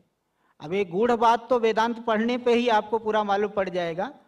पूरा 1 घंटे में ही तो मैं पूरा नहीं समझा पाऊंगा, क्योंकि जिस तत्व को हम लोगों को समझने में कम से कम 12-15 वर्ष अध्ययन करते हुए लग गया, उसको 1 घंटे में तो पूरा नहीं समझा पाएंगे। फिर भी शॉर्ट में, संक्षेप में एक दिग्दर्शन मैं दे रहा हूं। तो इस तरह से जो एक अद्वितीय परमात्मा था, उसी से यह पूरा का पूरा जगत उत्पन्न हुआ। प्रलय काल में उसी में जाकर के लीन हो जाता है। जैसे सोने का आभूषण है, सोने से उत्पन्न हुआ, सुवर्ण से उत्पन्न हुआ, और विनष्ट होगा तो सोना ही रह जाएगा। तो सुवर्ण पहले भी था, आभूषण काल में भी है, आभूषण जब नष्ट होगा तब भी सुवर्ण है। इसी तरह से परमात्मा पहले भी था, सृष्टि काल में भी है, और सृष्टि जब विलीन होगी तब भी परमात्मा है। इसलिए एक परमात्मा से अतिरिक्त कोई नहीं है। तो जैसे सुवर्ण को जान लिए, सभी कार्य को आप जान सकते हो।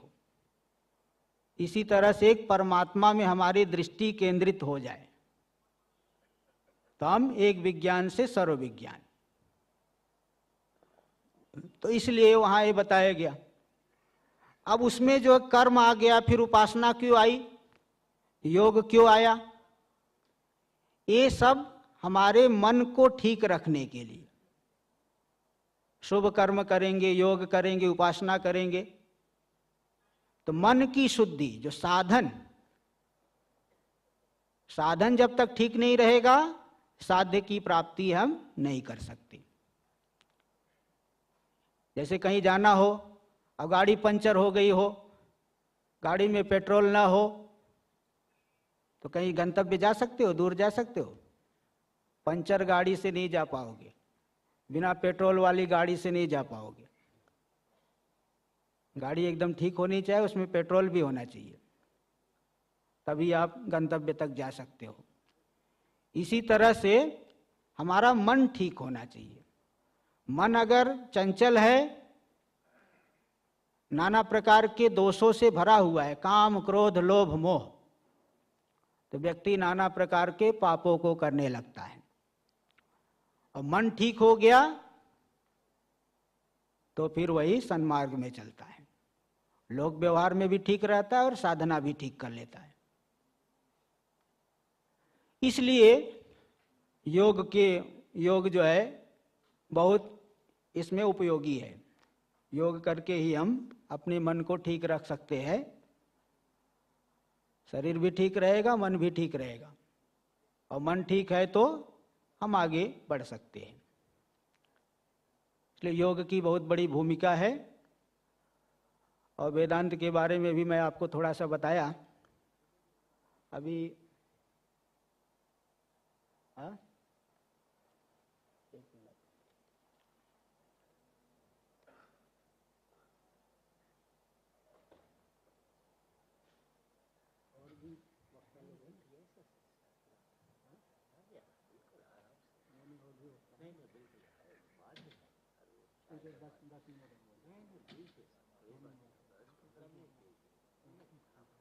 ठीक है, चलिए। तो देखिए, मैं ये बता रहा था, शौनक ऋषि जाके पूछे कि किस एक तत्व को जान लेने से सब कुछ जान लिया जाता है। वहां तो एक ही प्रश्न आया। उस प्रश्न का जो सार है, विवेक चूड़ामणि में भगवान भाष्यकार शंकराचार्य जी उनको स्पष्ट किए हैं। उसी एक प्रश्न के अंदर 7 प्रश्न भगवान भाष्यकार शंकराचार्य जी ने वहां बताया है, विवेक चूड़ामणि ग्रंथ में। उसी एक प्रश्न में 7 प्रश्न निहित है। क्या प्रश्न है तो उसको विवेक चूड़ामणि में दिखाए है, क्योंकि एक प्रश्न वो तो बहुत संक्षेप में है, और संक्षेप में बात को लोग समझ नहीं पाते, इसलिए उसको थोड़ा विस्तार करना पड़ता है, अच्छे से बताना पड़ता है। तो विवेक चूड़ामणि में उसी एक प्रश्न को 7 प्रश्न में भगवान भाष्यकार बताए। क्या है 7 प्रश्न, पहले वो बता देता हूं, फिर उसका उत्तर भी संक्षेप में दूंगा। को नाम बंध कुत एष आगतः, कथं प्रतिष्ठा से कथं विमोक्षः, कोशावनात्मा परमः का आत्मा, तयोर्विवेकः कथमेतदुच्यताम्। देखिए वहां बताए कि को नाम बंधः, ये बंधन क्या है, कुत एष आगतः, कहां से आया, कथम प्रतिष्ठा, कैसे रुक गया, कथं विमोक्षा, मुक्ति कैसे मिलेगी, कोशावनात्मा परमः का आत्मा, अनात्मा क्या है, आत्मा क्या है, तयोर विवेका कथमे तदुच्यताम, दोनों का विवेचन कैसे किया जाए। पहला प्रश्न है को नाम बंध, बंधन क्या चीज है। कहीं भी वेदांत के विद्वानों के पास अथवा योग दर्शन ही आप पढ़िए, सांख्य दर्शन पढ़िए, सभी कहते बंधन में पड़े हो, बंधन में पड़े हो, बंधन में पड़े हो। कहाँ बंधन है, कहाँ लगा है बंधन? कुछ दिख रहा है क्या? जैसे पशु को बांध के रखते हैं, ऐसे हमें कहाँ बंधन लगा है? कहाँ, कौन से बंधन है? ये बंधन क्या है? तो वहां बताए, देखिए बंधन यही है जो हमें अपनी इच्छा के विरुद्ध भी करना पड़ रहा है। जैसे अगर आपको घर में बैठे बैठे सारी चीजें मिल जाए, आप दूसरे के घर जा करके, दूसरे स्थानों पे जाके नौकरी क्यों करोगे? क्यों जा करके दूसरे के पास? भाई हर एक आदमी बड़ा बनना चाहता है, दूसरे के आगे सिर क्यों झुकाओगे? दूसरे के यहां जाके क्यों नौकरी करोगे? तो इच्छा के विरुद्ध चलना पड़ रहा है, नहीं चाहते हुए भी करना पड़ रहा है। क्यों करना पड़ रहा है? क्योंकि शरीर आदि में हम लोग जुड़ गए। तो अज्ञान से जो शरीर आदि में जुड़ गए और जुड़ करके नाना प्रकार की प्रवृत्ति कर रहे हैं, बाल्यावस्था पैदा होकर के मरने तक जो है करते रहते हैं। जन्म से लेकर के मरण पर्यंत शांति नहीं है। यहां तक तो मैंने ऐसे भी लोगों को देखा है, एक नौकरी से रिटायर हुए तो दूसरी पकड़ लिए। होता है कि नहीं? 60 साल में एक नौकरी सरकार ने रिटायर की, फिर दूसरी पकड़ लिए। कब तक करते रहते हैं? मरण काल पर्यंत शांति नहीं होती। उल्टा ये बताते हैं वृद्धावस्था में और अधिक चिंता हो जाती है।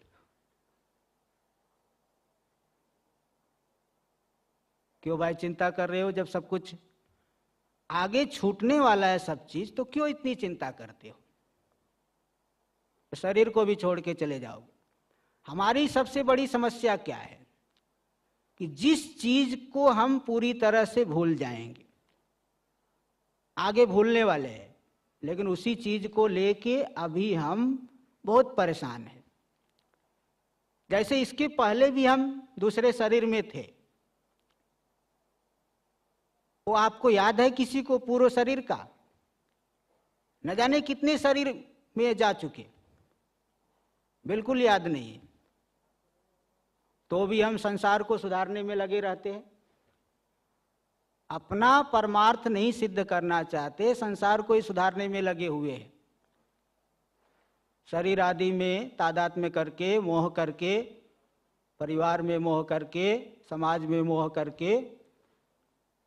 तो पहले तो अपना कल्याण करना चाहिए, अपने को ठीक रखे, वो भी करे, समाज कल्याण भी करे लोगों के लिए। ये भी तो शास्त्रों में आया है, समाज कल्याण करो, परिवार का हित करो, देश का हित करो, लेकिन अपना भी कल्याण करना जरूरी है। ये शास्त्र इस बात को हमें ध्यान दिलाते हैं। देखिए एक उदाहरण देता हूं, पुराण में आया है। एक बार सनत कुमार जी और नारद जी, वो दोनों जा रहे थे किसी नगर से। देवताओं के अंदर एक सामर्थ्य होता है को लोग अपना वेश बदल करके जहाँ चाहे वैसे जा सकते हैं, किसी भी वेश बना करके जा सकते। उनके अंदर ऐश्वर्य होता है ना, अड़िमा आदि सिद्धियां होती है। तो सनत कुमार जी और नारद जी दोनों एक नगर से होके जा रहे थे। एकाएक सनत कुमार जी हंसने लग गए। तो नारद जी बोले, भाई क्या बात है, क्यों हंस रहे हो? जरा हमें भी तो बताओ, बात क्या है? तो सनत कुमार जी बोले कि बस एक बात याद आ गई, इसलिए मैं थोड़ा हंसने लग गया। बोले क्या बात है, हमें भी तो बताइए। उन्हें दिखाया कि वो देखो जो बकरा दिख रहा है ना, मैं इसको देख के हंस रहा हूं। बोले बकरे को देख के क्यों हंस रहे? बोले ये जो बकरा है, ये सामने वाला ये जो बड़ी दुकान दिख रही है, इसका मालिक है। बोले दुकान का मालिक बकरा कैसे हो गया? बोले देखो आज से 50 साल पहले एक बहुत बड़ा एक व्यापारी था इस शहर में। पहले उसकी एक दुकान थी और उस दुकान से वो बहुत पैसा कमाने लगा। फिर उसने तो पहले तो बहुत धर्म आदि भी करता था, जब ज्यादा पैसा कमाने लगा तो बहुत सी दुकानें खोल लिया, कम से कम 10-15 दुकानें खोल लिया। अब ना तो भजन करने के लिए फुर्सत, न तीर्थ यात्रा करने के लिए, न योग करने के लिए, न ध्यान करने के लिए। व्यापार को बढ़ाते चले गया। व्यापार तो बहुत बढ़ गया, लेकिन भगवान का ध्यान करने के लिए टाइम नहीं है। और ऐसे धीरे धीरे समय तो भाई शरीर तो छूट ही जाएगा, सभी का छूटता है, चाहे राजा हो चाहे भिखारी हो। तो एक दिन जो है काल के गाल में चले गया, यानी मृत्यु हो गई। और मृत्यु हो गई तो भी जो पूर्व का मोह था, मोहवश इसी नगर में बकरे का शरीर मिल गया। और बकरे को पूर्व जन्म का स्मरण है कि देखो ये दुकान मेरी है, इसलिए बार बार वही चक्कर लगाता है, दुकान पे आता है। एक दिन देखा कि मेरा लड़का काउंटर पे बैठा हुआ है। बोला मेरा ही बेटा है, ये तो मुझे कुछ नहीं बोलेगा। तुरंत जा करके अनाज वाले बोरे में मुंह मारने लगा। लड़का दिखा रे बकरा कहां से आया, एक डंडा उठा करके 4 डंडा मारा। तो सनत कुमार जी बोले देखो मैं यही हंस रहा हूं, ये बकरा दुकान का मालिक है और इसका लड़का बड़ा श्रद्धालु है, पिताजी के देखो फोटो लगा रखा है, पूजा भी करता है, लेकिन आज थोड़ा सा अनाज नहीं दे सकता। तो संसार की यही स्थिति है, यही है बंधन कि जो चीज हमें छोड़ के चले जाना है, मोह के बल से हम उसी में जकड़े हुए हैं। ये बंधन नहीं तो और क्या है बताओ? को नाम बंध, पहला प्रश्न था। दूसरा प्रश्न कुतये सागत, कहां से आया? अज्ञान से आया। जैसे स्वप्न आप देखते हो, कहां से स्वप्न आ गया? आप तो घर के अंदर सोए हुए हो, स्वप्न में देख रहे हो कहां कहां घूम रहे हो, परेशान हो रहे हो, तो कहां से आया? अज्ञान से। आप सो गए, खा पी करके सोए हो, स्वप्न में भूखे प्यासे घूम रहे हो, ये अज्ञान से आया। अज्ञान से तो आया, लेकिन ठहर कैसे गया, रुक कैसे गया, टिक कैसे गया? संसार में तो सब बदलते रहता है, कभी ठंडी आती है चली जाती, गर्मी आई चली गई, बरसात वर्षा ऋतु आई चली गई, नाना प्रकार की बीमारियां आती चली जाती। कोरोना अभी आया था, वो भी चले गया। ऐसे ही सब घर में मेहमान आते हैं, अतिथि आते हैं, चले जाते हैं। लेकिन ये समस्या कैसे ठहर गई, ये कैसे रुक गई? तो बताए कि वो जो अविवेक है, विवेक नहीं कर पा रहे ना, इसलिए ठहर गई। मोह ज्यादा दृढ़ हो गया है, इसलिए ठहर गई। कथम प्रतिष्ठा से कथम विमोक्ष, मोक्ष कैसे मिलेगा? मोक्ष तभी मिलेगा जो अभी बताया था, 5 कोशों से अपने आप को अलग करके अनुभव कर लोगे। अभी आपको बता दिया, आपको ध्यान हो, अगर तुरंत भूलने की बीमारी न हो तो आपको अभी बताया था, अन्नमय कोश, प्राणमय कोश, मनोमय कोश, विज्ञानमय कोश, आनंदमय कोश। इन 5 कोशों का मैं साक्षी हूं। इसको देखने वाला हूं, उस भाव में अगर आप स्थित हो गए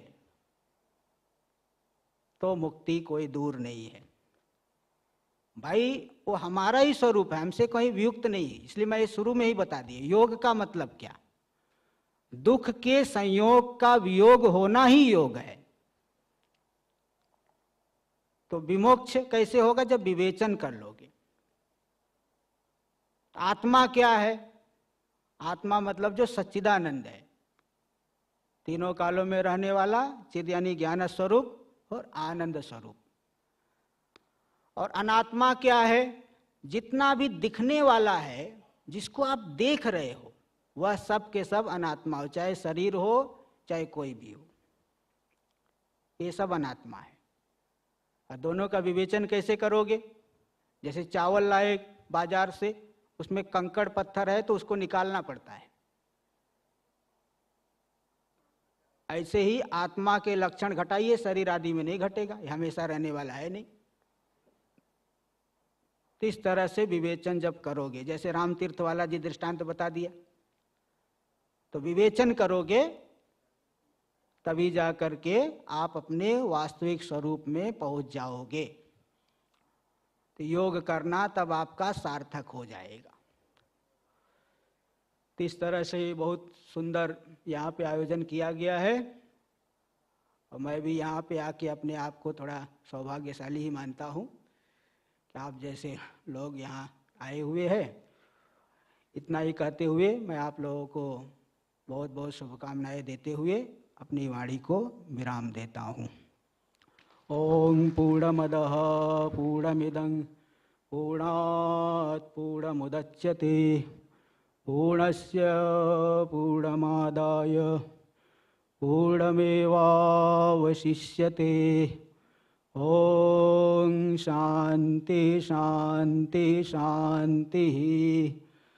शंकरं शंकराचार्यं केशवं बादरायणं सूत्रभाष्य कृतौ वन्दे भगवन्तौ पुनः पुनः।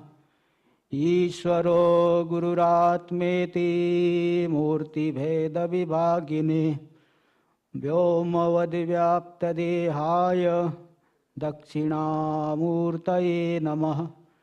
ओम शांति शांति शांति।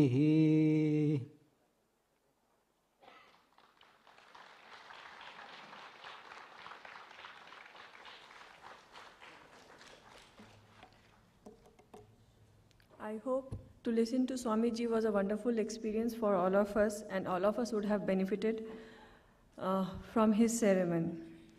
स्वामी जी के धर्मोपदेश और नैतिक ज्ञान की व्याख्यान के लिए मैं कुछ भी कहूँ वो सूरज को दिया दिखाने जैसा रहेगा।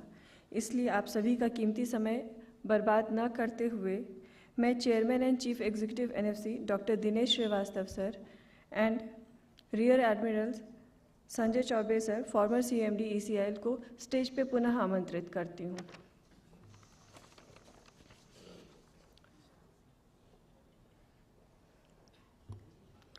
मैं दिनेश सर से आग्रह करती हूँ कि वो अनंत श्री स्वामी विजयानंद पुरी जी महाराज को सम्मानित करें। सम्मान में शॉल और भेंट प्रस्तुत करें।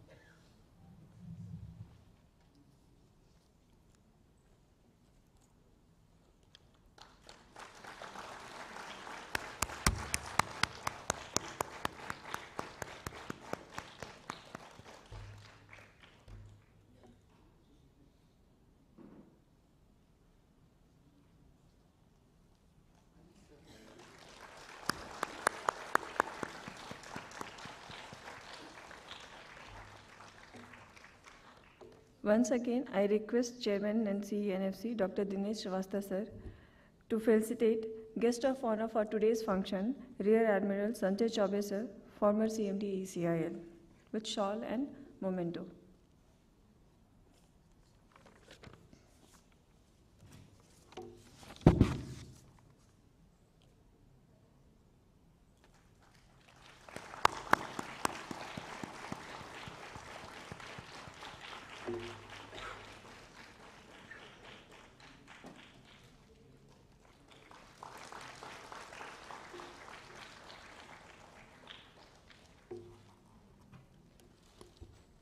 Now we will take a short break for tea and snacks and assemble back within half an hour to proceed ahead with the program so that we complete the today's program in time and we can join again for the cultural function in the evening.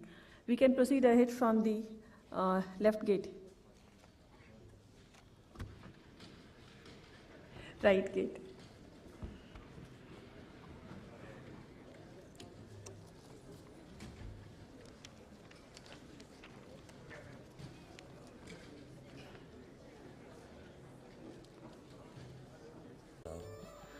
Kaivalyadhama, the last pada of Patanjali Yoga Sutra, is a Kaivalya pada.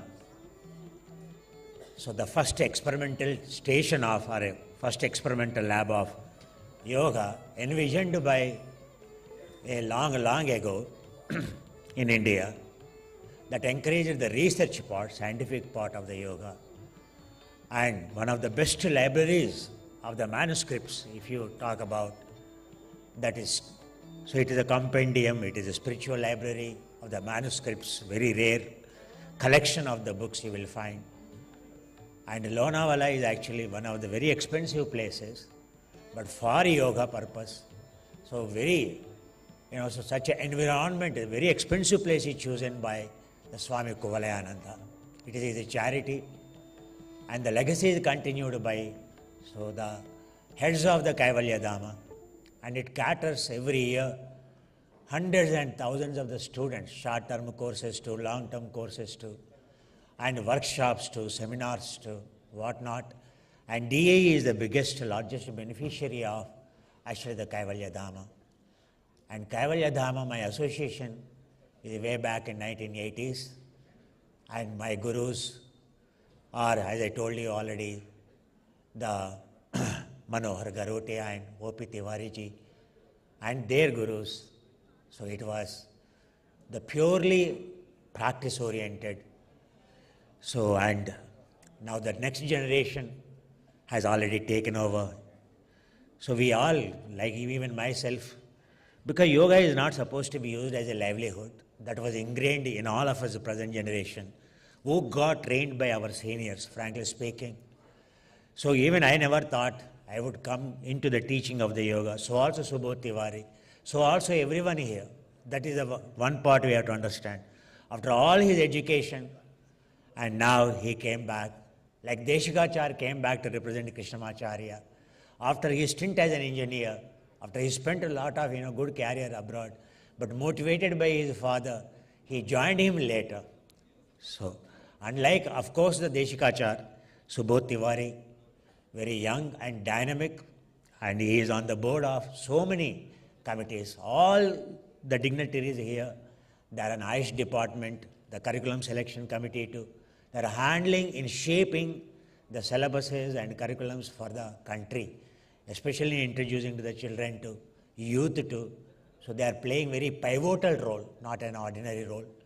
And they deserve it because they are born in those families, they are brought up in those families, and they are brought up in those premises. And that is something, an incredible phenomenon. Even you tell them to use yoga for a selfish, it won't come because they are born and brought up in such environments.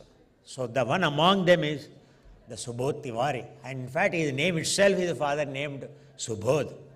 So the wisdom, Sachitananda, or the right enlightenment, Samyak Jnana. So the name is, so very, very dynamic person. So without wasting much time, they are experts in breathing technique. Kaivalyadhama, O.P. Tiwari means in the world over, in all European countries. Now, so since the father is not going, the son is going.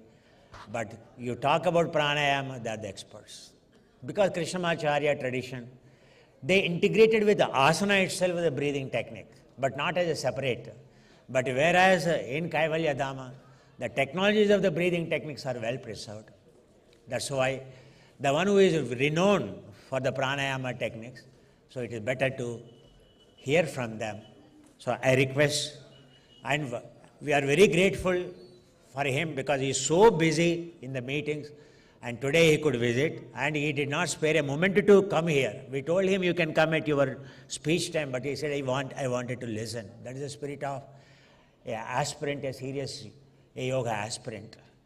So there is no status as these people carry. That's what a yoga meant to achieve. And he landed in the airport, just rushed to the hotel, and he is here. And now, so again in the evening, 6 o'clock is a flight. So at least 2 hours before he should be there. So any of us, we go to Kaivalyadhama. It is his abode. It is not his abode. Abode means is a dynasty, is a lineage. You must visit Kaivalyadhama because that library, from that library only I have taken. So half-finished Kapala Kurantaka and full-finished Kapala Kurantaka from Pune Bandar, from Kolkata. There is one book which is motivated actually the Krishnamacharya called Kurantaka Yoga, called Sri Tattvanidhi. So the Charanadasa Varga too, there is a classification in asanas, the sequence of asanas, practiced by Deshikacha, practiced by Krishna Pattabhi, practiced by Iyengar. So their guru is Krishnamacharya. That follows the Kurantaka series, Kurantaka yoga tradition. It is a flow, So that we will be hearing from that dynasty tomorrow. And today, so the other dynasty, Charanadasa and the series, the Varga which represents. And so I welcome, so we honor your presence, sir. So I welcome Sri Subodh Tiwari to deliver his speech. Thank you, sir.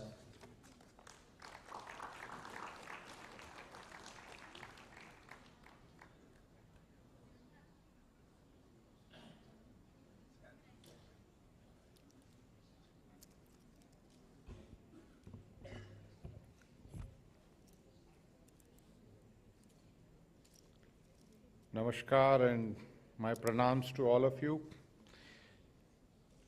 We will start this session of 45 minutes by just recitation of the Shanti Mantra. All of us are physically here. It is good that the snacks had been served, so now everyone can pay attention to the knowledge and what we share. So please sit with your back upright, your attention on your breath. ध्यान आपका श्वास प्रश्वास पर रहे, पीठ आपकी सीधी.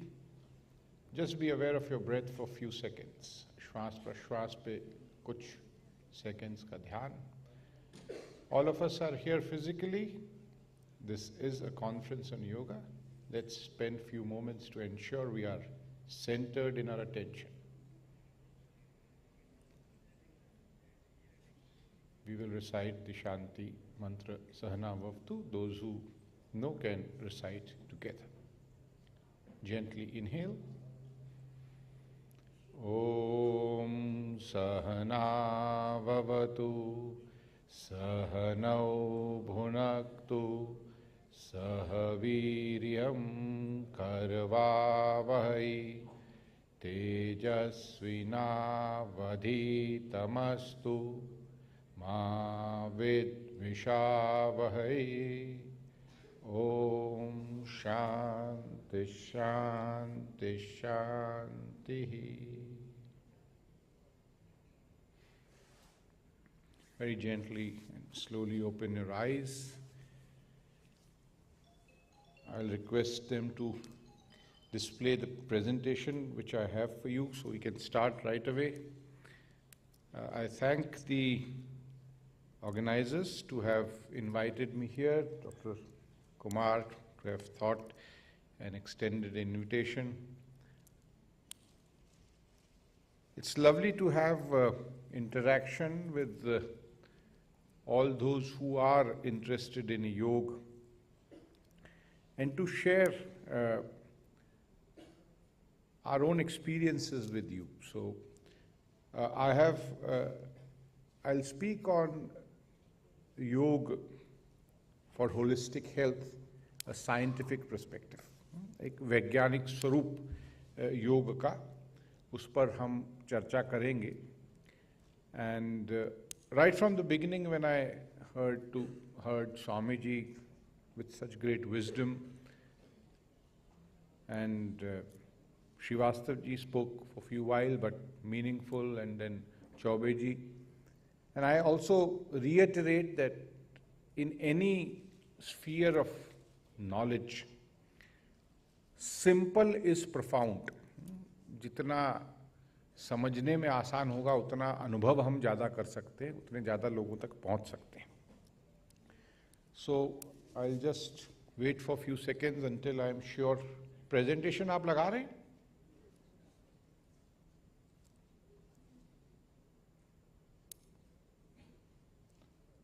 Okay, so until they figure out the presentation part of it, I'll just give you a brief background. I come from Kaivalyadhama Yoga Institution, and Kaivalyadhama was founded in Lonavala, which is in between Pune and Mumbai, in 1924. So we are going to complete our 100 years in 23-24, 23-24 में. और धन्यवाद. And so 100 years is a long journey, but Swami Kaivalyadhama ji, the founder of Kaivalyadhama, started the institution for simplification of yoga. Yoga ko sarva. Yeah. He has it. Yeah, they already have the presentation. Yeah. That was done yesterday, I think.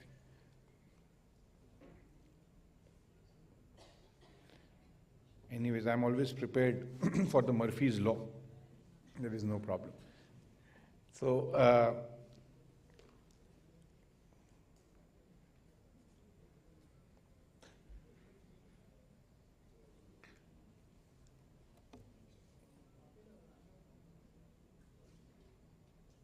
anyways, it will come on its own.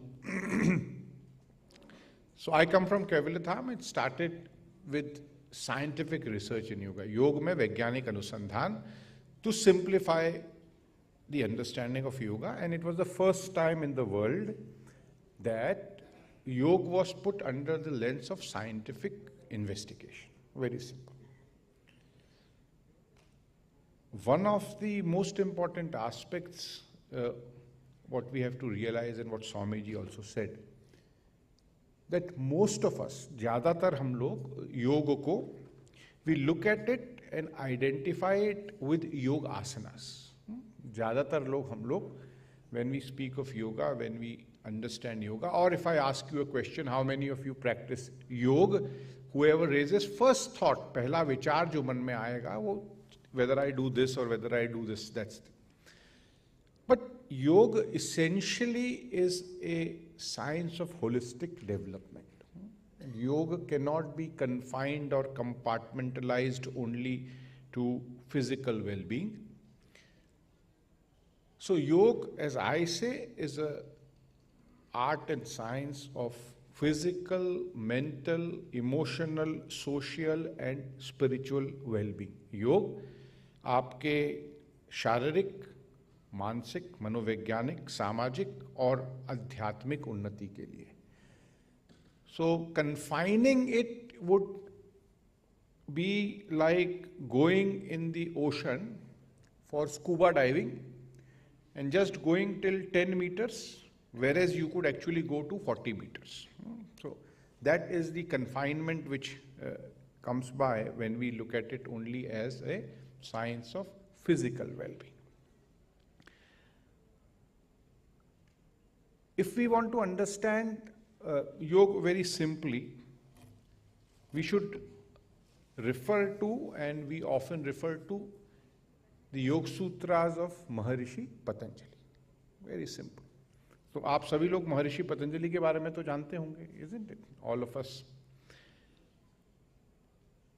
And that is what we consider as the basis of the traditional yoga, जहाँ पर हम लोगों को योग का स्वरूप एक वैज्ञानिक दृष्टिकोण से दिखता है.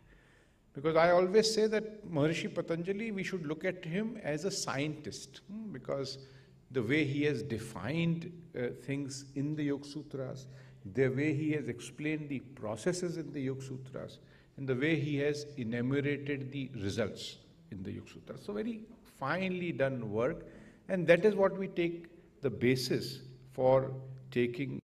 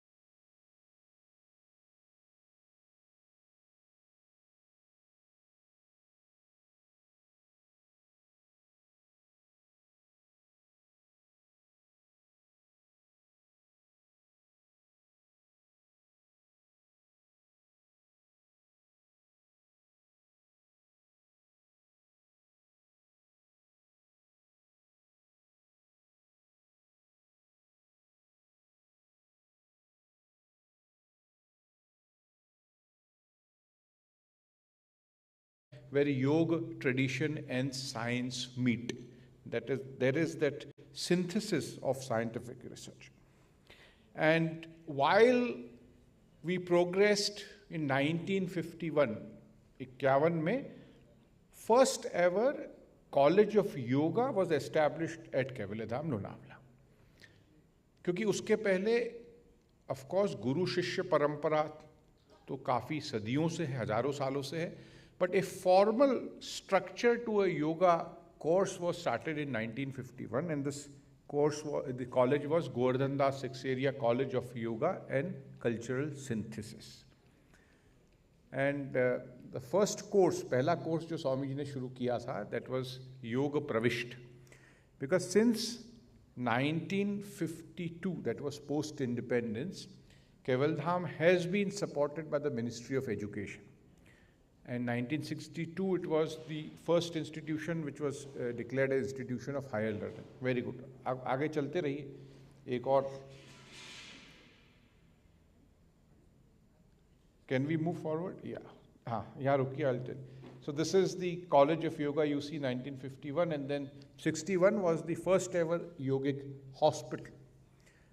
Now it's 150 bedded, where you have yoga, application of yoga, Ayurveda and naturopathy. लेकिन सबसे important aspect ये है, there is a continuous research happening here, which is called integrated research.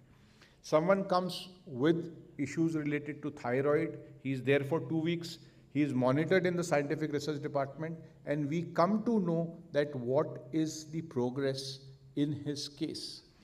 Also, यहाँ पर, so we are doing research on pre-diabetics and effect of yoga on their gene expression. We are doing a lot of research on intellectually challenged children. These are areas which have not been explored. And अगर आप YouTube पे जाएंगे, just type special children and Kaivalyadhama, you will see beautiful results of yoga amongst these special children. So these are the impact areas where we try to work.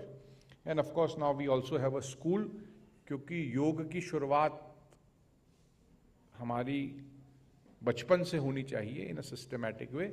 So we said we don't only want to preach, so we started a school. We have around 1,000 kids. It's a CBSE school where yoga is an integrated part of the curriculum. So हर बच्चा योग करता है, and of course he goes to play football and he goes to play cricket, but we have been having some very good results. Next please.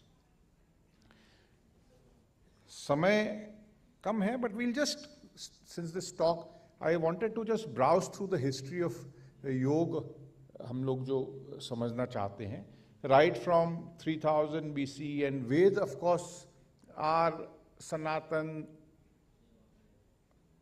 we don't know, or rather there is no time frame for it, but we just try to look at the timeline and we come how the progression has been, what I have been referring to as Maharishi Patanjali around 4 BC, around that time 195 sutras, or someone says 196 for that one. But एक बात हम, while we discuss this, we understand there are many other masters who wrote, but Patanjali Yoga Sutra remain to be the important principles of yoga. उससे जाके आगे बढ़ा. So Hatpradipika elaborates a lot on pranayam. It elaborates a lot of on some asanas.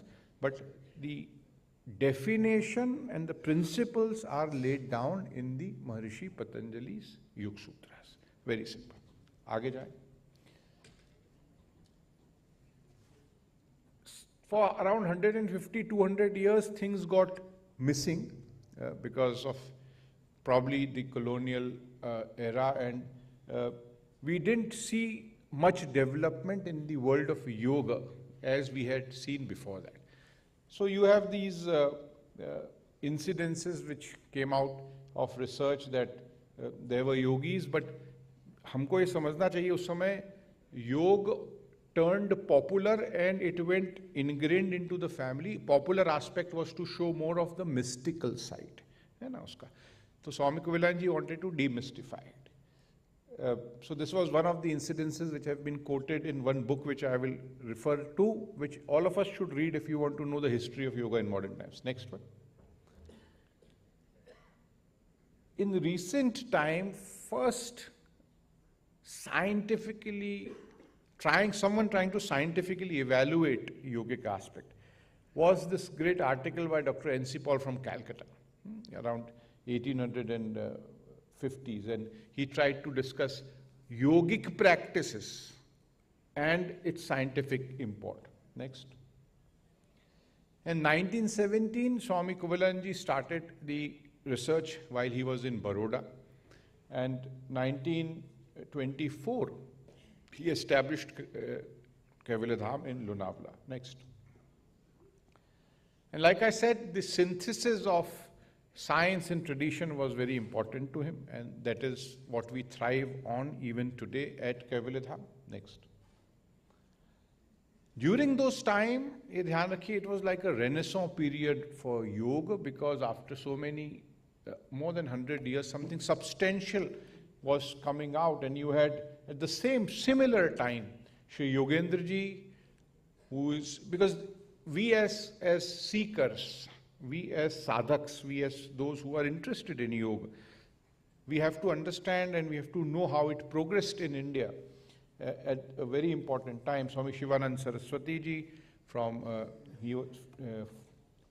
Divine Life Society, he established that in 1936. He had more students, I've just mentioned 3, and then Krishnamacharya ji from the south of India, he had some very famous students. So this was how the yoga world grew in this 1900s.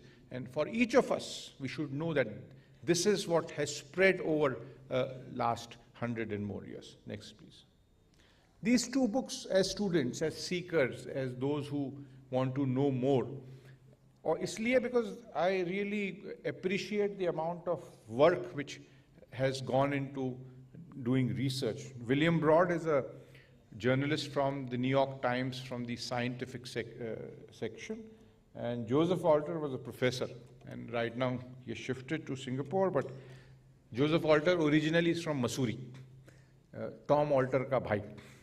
He is an actor, so a very renowned professor. But these are books you will love reading them if you want to know how it progressed over a period of time. Next, please. Yoga, like I mentioned, is a way of life and essentially spiritual in nature. Swami ji कह रहे थे कि अध्यात्म जो है, that is what we should be seeking. It does not mean a vairagya for everyone, but that is the essence of human being. And that is what distinguishes human being from other kingdoms. So, but the other part is also true. हमारा दूसरा पहलू भी सही है कि most of the practitioners are practicing it for physical well-being, but आशा ये है कि they will go beyond the physical into more deeper aspects of human being. Next. आगे चलिए. Now next 20 minutes we will just devote to these important principles of yoga. One of my subject is holistic healing. 4 aspects of yoga which Swami Kaivalyadhama ji laid down. 4 महत्वपूर्ण पहलू योग के दिए थे. First one started with cultivation of correct psychological attitude. We are looking at yoga as signs of healing, holistic healing. So it starts with the psychological attitude. ये जो neuromuscular, neuroglandular system दिख रहा है simply means that you take care of your physical body also as the second aspect. Sharira madhyam khaludhara sadhanam. You need your physical health to move further into any deeper practices. Very simple. किसी को यहाँ पीठ दर्द हो या आपको हम खाना वाना नहीं दें और यहाँ बिठा के रखे सुनाने के लिए, nothing will go. भूखे पेट भजन होत ना Gopala. So at physical level you have to be good. Third is the cleansing process. हम लोग many times we undermine, we know a lot about panchakarma or the Ayurvedic cleansing process, but योग में षटक्रिया बहुत महत्वपूर्ण.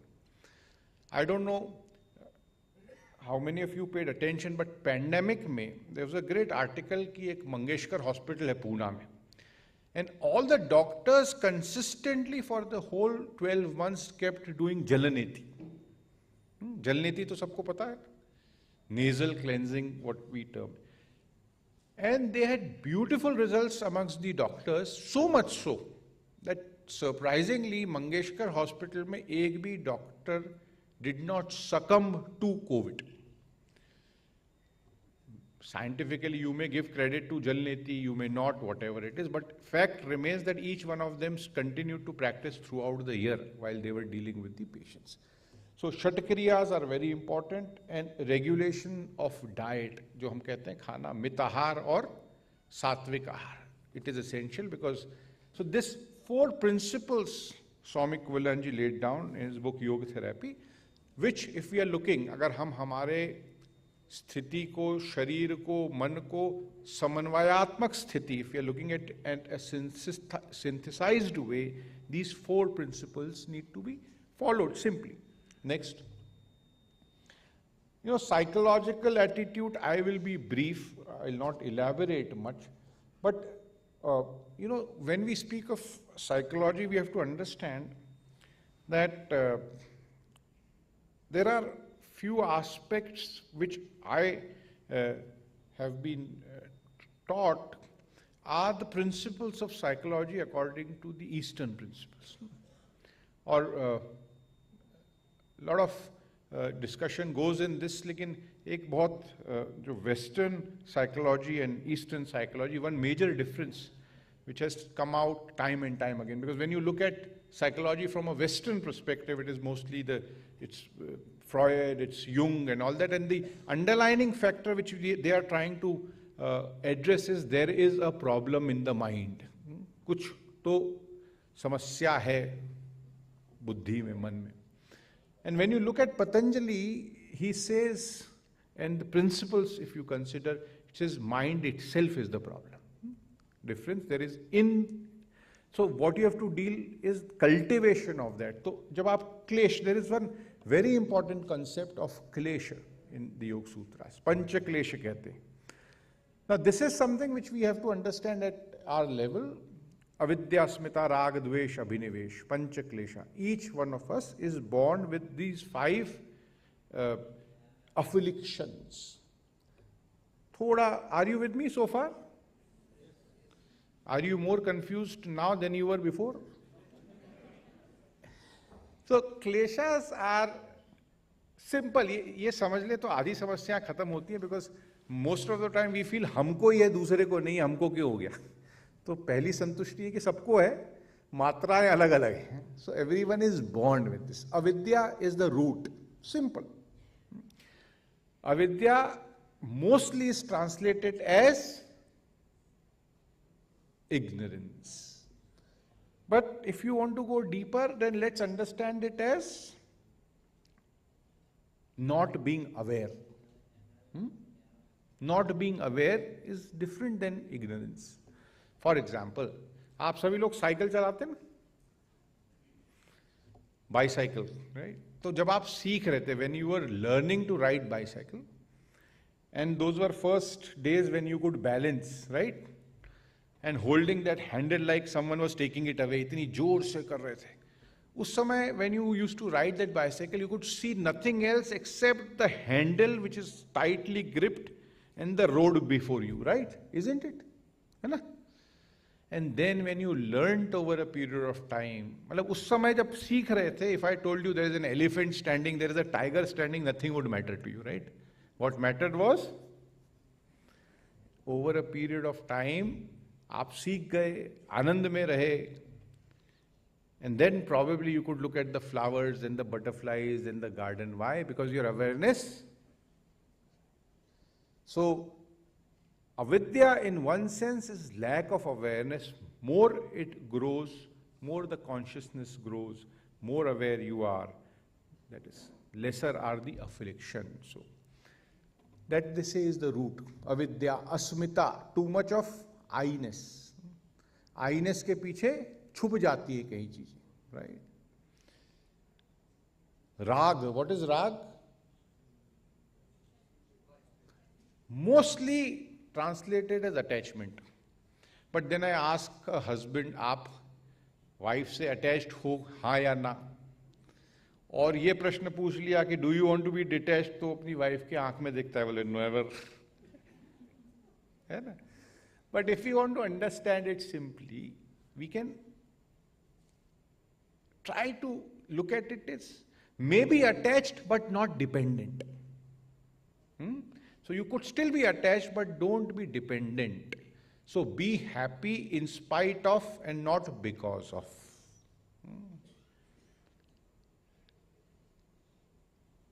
Attach raho but wo dukh ka karan nahi banna chahiye. So you have the option, you're not dependent on it. You wait for your friends for dinner, that will give you happiness, but they don't come, you enjoy your own company.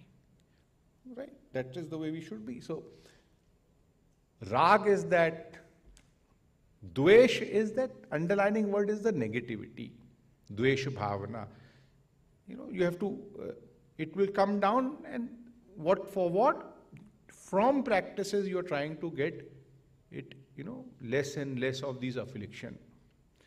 Finally, abhinivesh. What is abhinivesh? So underlining word is fear. Now that is very important, because last 2 years every one of us has faced this. और import ध्यान रखिएगा, what is important is to understand that most of the time fear puts you more in misery than the actual event which may occur or which may not occur. Isn't it? Why? Because we don't stay in present. You get fearful because you are still brooding over your past. उसी को Patanjali refers to it as sanskar. You still refer to past. उसी misery में रह रहे हो आप सब. Fear, not in present. And during pandemic, if someone watched the news for half an hour, the fear was of future. Future also gives you that fear which the event may occur or which may not occur, but your present is. So understanding is larger. Abhinivesh means fear and clinging to life, basically. So, you know, these are all aspects which yoga deals with. Therefore, I again and again बार-बार कह रहा हूँ कि limiting yoga only to physical well-being is actually just trying to nullify the whole essence. Next. These are some principles which we understand that हम सिर्फ body पे जो दिखता है, when any disease condition manifests, we should understand that the origin has been far at deeper level than what it looks like. जैसे, for example, most of people working with government face problem of digestion, gut. Why? Because there is a certain kind of manifestation of stress at a deeper level which will result in something like that. This we have known after so much of interaction. Occupational hazards, what we say. So we have to understand that you have to work at a deeper level of your mind, of your chitta, for it to make you holistically well. Next, please. These are few experiments. These were done right in the beginning at Kaivalyadhama. There was a Brazilian football player. उस समय पूरे institution में एक ही TV हुआ करता था, उसका नाम था टेलीराट, black and white, and we promised, he was a subject of our experimentation. So we promised him that we will show you that football match which is happening, and he came in, we said we'll do experiment on you. He didn't know what. We gave him barium, and we did, and that time the X-ray machines were like huge. So X-ray nikala, and this was to, like what you see, influence of emotional stress on smooth involuntary muscles. जो हम कहते हैं ना कि stress हमारा तनाव सिर्फ यहाँ काम नहीं करता shoulder stiffness का, अंदर वो बहुत भूचाल मचाता है. And this is what you see after 10 minutes. You can see clear cut stomach. Next slide, please. And then he was said that you cannot watch the match because it is not being relayed, and TV kharab ho gaya. He got very angry, agitation and irritation. And then you see what happens is that the toning of these involuntary muscle changes. So why this experiment was done? कि हमारे stressors, angers, how they influence us at physical level. ये ध्यान रखिए, जितने भी politician हमारे यहाँ योग करने आते थे वो सब इससे ग्रस्त थे. And everyone used to say that, you know, subtle इतना ज़्यादा difficulty होती है because we can't show it, but internally we are very, very badly affected. Next. Another interesting, these are, see, that is what research gets to you. You know, research gets you these subtle answers. What is the difference between, this was on Laya Samadhi, but this experiment on the right you see was the difference between Samadhi state and hypnosis. So, एक व्यक्ति को hypnotize कर दिया, one person was in state of Samadhi, and they both were given certain stimulus. उसमें क्या फर्क पड़ा? They were cold water being dropped on their thighs, pin being pricked, and the difference was you could see changes in certain parameters like heart rate and EKG in the person who was under state of hypnosis. But the person who was under state of Samadhi, you could see no changes even in these parameters. So while he was aware what was happening, the reaction was not there. So this distinguishes the effects of yoga at the subtle level. Next, please.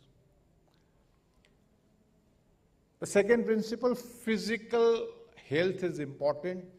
Sharir madhyam khaludara sadhanam, and yogasanas, pranayam, bandha mudra, these are very effective. But please remember, 195 sutras in Patanjali Yoga Sutra, right? And how many are devoted to asanas? 3, isn't it? What is the percentage? Can I get a bottle of water? What is the percentage? 1.5. And we still think that yoga is all about yogasanas, isn't it? So, sthira sukham asanam. Now this we have to understand. Sthirta, feeling of steadiness, feeling of well-being, these are essence of yogasanas. Prayatna shaithilya ananta samapatipyam, effortlessly. Now suppose someone is doing, you know Paschimuttan? Where you put your forehead into.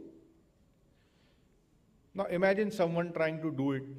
Sthir sukham, do as much as you can, be aware while doing it, effortlessly, don't push yourself.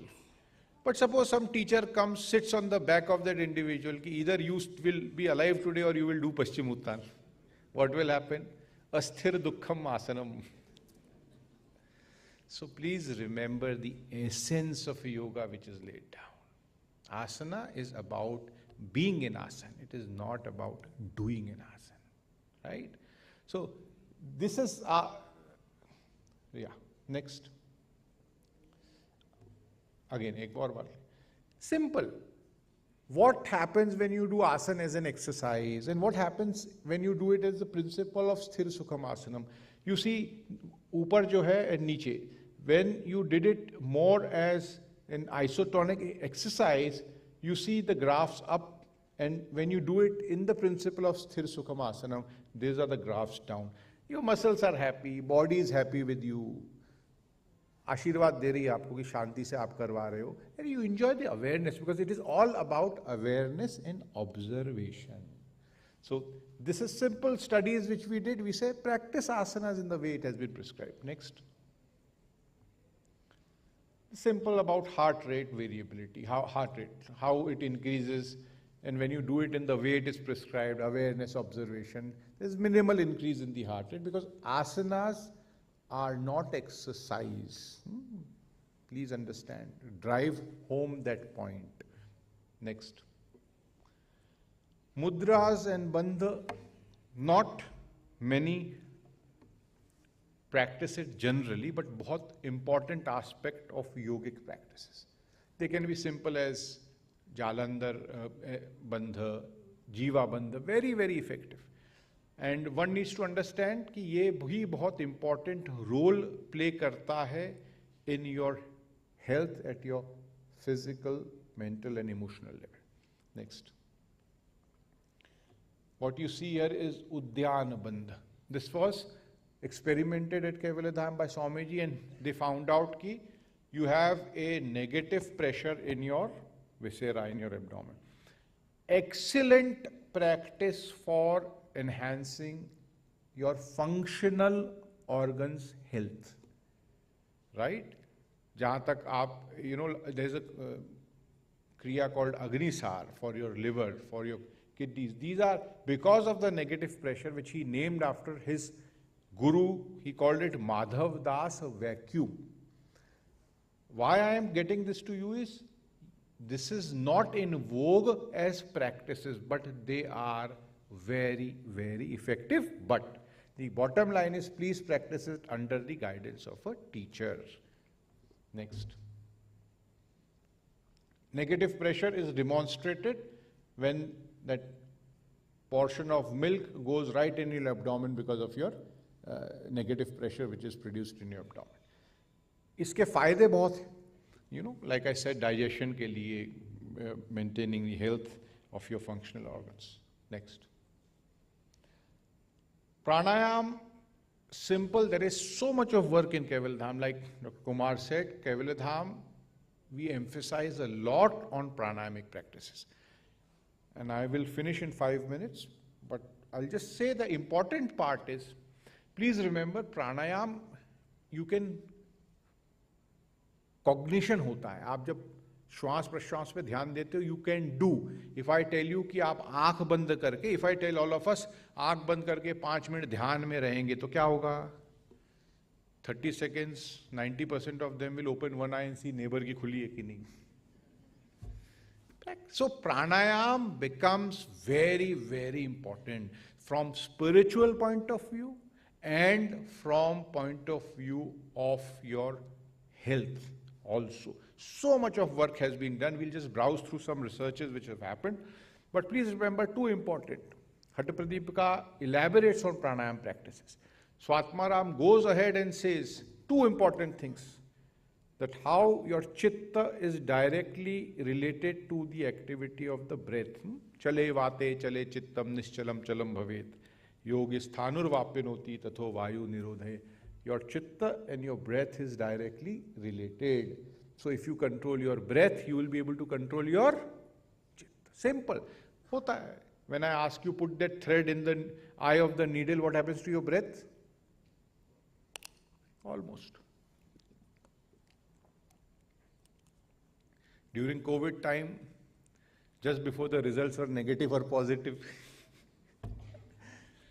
Secondly, he cautions, before I go to the next slide, pranayamena yuktena sarvarogashayo bhave, ayuktanam abhyasa yogena sarvaroga samudra bhava. Your technique of practice has to be correct. So please focus on the technique is very important, because nowadays, abhi problem kya hai? Problem is we want to do everything quick. People come to Kaivalyadhama. Sir, 7 days we have come. And there are 8 limbs of yoga. Sunday tak samadhi. Well, that is in the lighter vein, but people's expectations are huge.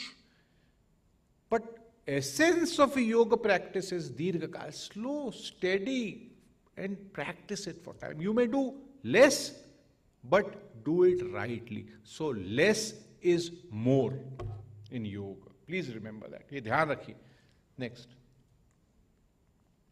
Cleansing process, I discussed to you, Jal Neti, and many practices are cleansing. For example, in Hattapradipika, Kapal Bhati is actually a Shuddhi Kriya. It is preparatory to practices of pranayama. Agnisar comes under Shuddhi Kriya.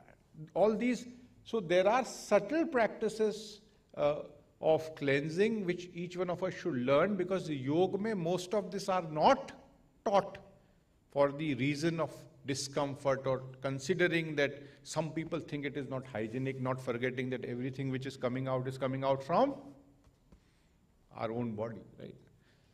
So one should initiate into the cleansing process. Next.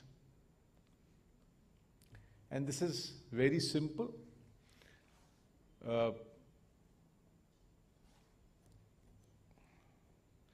we have to regulate our diet, and not that we want to starve ourselves, but satvik ahar or mitahar. When you still feel hungry, stop eating, because that is important, and healthy habits which we know enough. The major problem with human beings is we know everything, but we don't practice. We know that reacting when you are angry is not good, right? But do we do that? We know taking decisions when you are sad is not correct. Do we follow? And never promise when you are very happy. Do we follow it? So, translating what we know into practice is very important. And please remember, friends, yoga is about experience and not about theory. And we'll just browse through these few slides which are based on research, because I wanted to convey the scientific perspective to you. Next. I don't know if you can read. This is a study which was published in a peer-reviewed journal on hypertension, and it shows great impact of yoga. Now, lot of evidence on how it can deal with hypertension in long term, which is longitudinal part is very important. Next. This is on reversal of heart disease. This was a very, very good study with Dean Ornish, which became a benchmark. Yoga practices done for longitudinal of time have reduced blockages and all that. Next. Very important study recently that even at physical level effects of meditation happen. Your cortical thickness in the brain increases. Next. GABA is a neurotransmitter called happiness transmitter. We have now evidence that practice of 1 week of yoga will increase that aspect of your brain activity. So that is why you see that when you practice yoga, you will be in a happier state. You will be in a more relaxed state. You will be in a more positive state. But friends, practice is the only solution. I can talk to you. मैं आपसे किसी चीज के बारे में 4 घंटे बात कर सकता हूं कि ये मिठाई है, ये गोल है, ये वाइट है, इसमें बहुत रस है, and you can imagine. And someone decides कि रसगुल्ला सब में बांट के बोले खा लो एक, what will be better? The moment you eat. So experiential knowledge is very important. Yoga is an experiential subject. So that is why practice is the only way out. Next. This was again a study on back pain. And recently, 15 दिन पहले एक study आई है where they have said the impact of yogic practices on backache management is the best possible intervention. This is a very, very good study which has come just 15 days. It was a 6-year study by a university in the US. Next. And next is the last one. And this is, we should remember, like I said, that to understand is important, having information is good, but ultimately you have to practice to experience, and that is what Swami Kaivalyadhama always insisted. So you have to practice, practice and practice. That is the only way we will be wise and not otherwise. All right, so thank you so much. Dhanyavad, dhanyavad, dhanyavad. And again, thank you, Dr. Kumar and everyone to have had me here. It was a pleasure coming to the city, and I welcome you all to Kaivalyadhama, Lonavala, and be with us on the centennial year celebration. Thank you so much. Dhanyavad.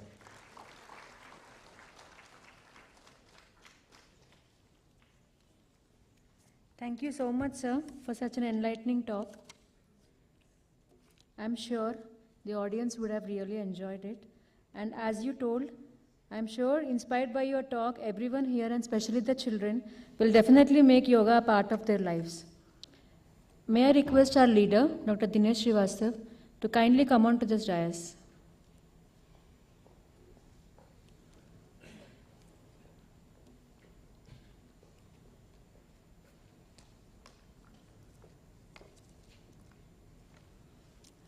I now request you, sir, to felicitate Shri Subodh Tiwari with a bouquet of fresh flowers, a shawl, and a memento.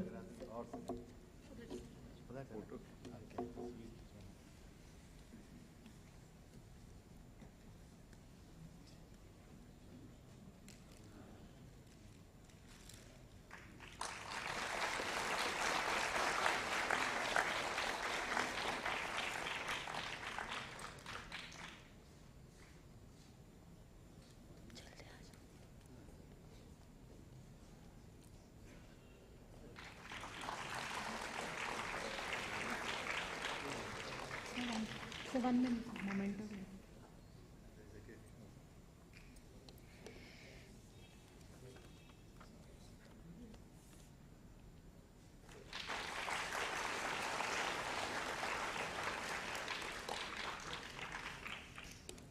Thank you so much, sir. Thank you, sir.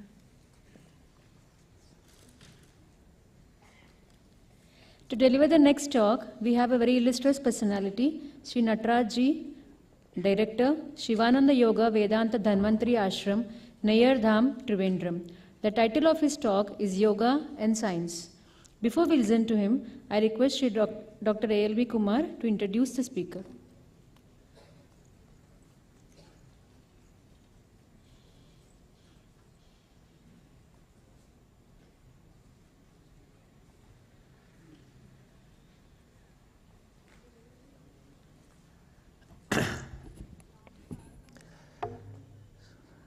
Vishnudevananda, one of the very young and dynamic disciples of Shivananda at the age of 20 years. He was chosen into the army. He was working in Himalayas for the army. And one day, it so happened he has to come down, and while making journey through the Rishikesh, incidentally it happened, he had to stay at Muniki Reti. That's the end of the story. He has become disciple, and he joined Shivananda, and so a soldier becoming overnight, a student, both require same discipline, both require same commitment. उधर शत्रु को जानकारी रखना, इधर हमारा मन के शत्रु को जानकारी रखना, उतना ही है फर्क. सो इनको ने इतना लग गया कि इनका मन इतना लग गया, इनको मंत्र की इनिशिएशन दिया है और इनको तुरंत इतनी महसूस हो गया कि सो वो समाधि में इनमें इतनी परिवर्तन आया है. और इनको शिवानंद महाराज ने doctor Kuppuswamy Iyengar appointed him as a professor emeritus in an academy, forest academy in Rishikesh, at a very young age. And he encouraged, because he had prolific knowledge and experience, and coupled with an English and ability to converse, socialize, and so he is born actually in Kerala. He is from Thiruvananthapuram, Trivandrum. He is a Keralite. But you see, of course, Kuppuswamy Iyengar is from Tiruchirappalli, Tamil. From Malaysia, he was serving for an English, so rubber field of 3,500 acres. He was working as a residential doctor. And he came across a Swamiji, and overnight he dumped baggage in Chennai and ran to Rishikesh, Kankal village. Overnight. The renunciation ऐसा होता है, कभी ऐसा जागते हैं पर तुरंत इनके सोल काल होते हैं, बस जीवन बदलता है. वो मोक्ष तत्व कब जागेगा, कहाँ जाएगा मालूम नहीं. And like our chief executive encourages everyone, the Shivananda is the finest of encouraging any talent and very broad-minded. He never focused any of his disciples. He should only teach in this way. That is the best part of the Shivananda. He encouraged each one of his disciples to choose his talent and explore it. You take Shinmaya mission, you take Satchidananda Saraswati, you take now the Vishnudevananda. Vishnudevananda. He encouraged him to go abroad. Why you are staying here? Like he forced Satchidananda Saraswati to go to the Munger and establish an ashram. You have to be, you should not be vulnerable. Either आपका वक्त time waste नहीं करना, उधर जाके काम करो. Like Buddha used to say, once a person is enlightened, go out in all the directions to spread dharma. Charita bhikkhave charikam. Dashita bhikkhave dhammam. Ma ekena dve agametta. Hey monks, hey yogis, there are very few in this world. Go out in all the direction to spread yoga. Adime kalyanam, majjame kalyanam, Santhyam, Sabhyanjanam, Kalyanam. Even one limb of yoga you practice, you get benefited. Even two limbs of yoga you practice. Even a word of it you practice, that much you get benefited. You practice completely get benefited. Parishuddham, Sabhyanjanam, Kevalam, Paripurnam. Yoga is a complete path, so pure. Every word of practice, every word of it gives you the benefit here and now. So Vishnu Devananda went. देश इसीलिए छोड़े हैं लोग, सिर्फ योगा के लिए छोड़े हैं.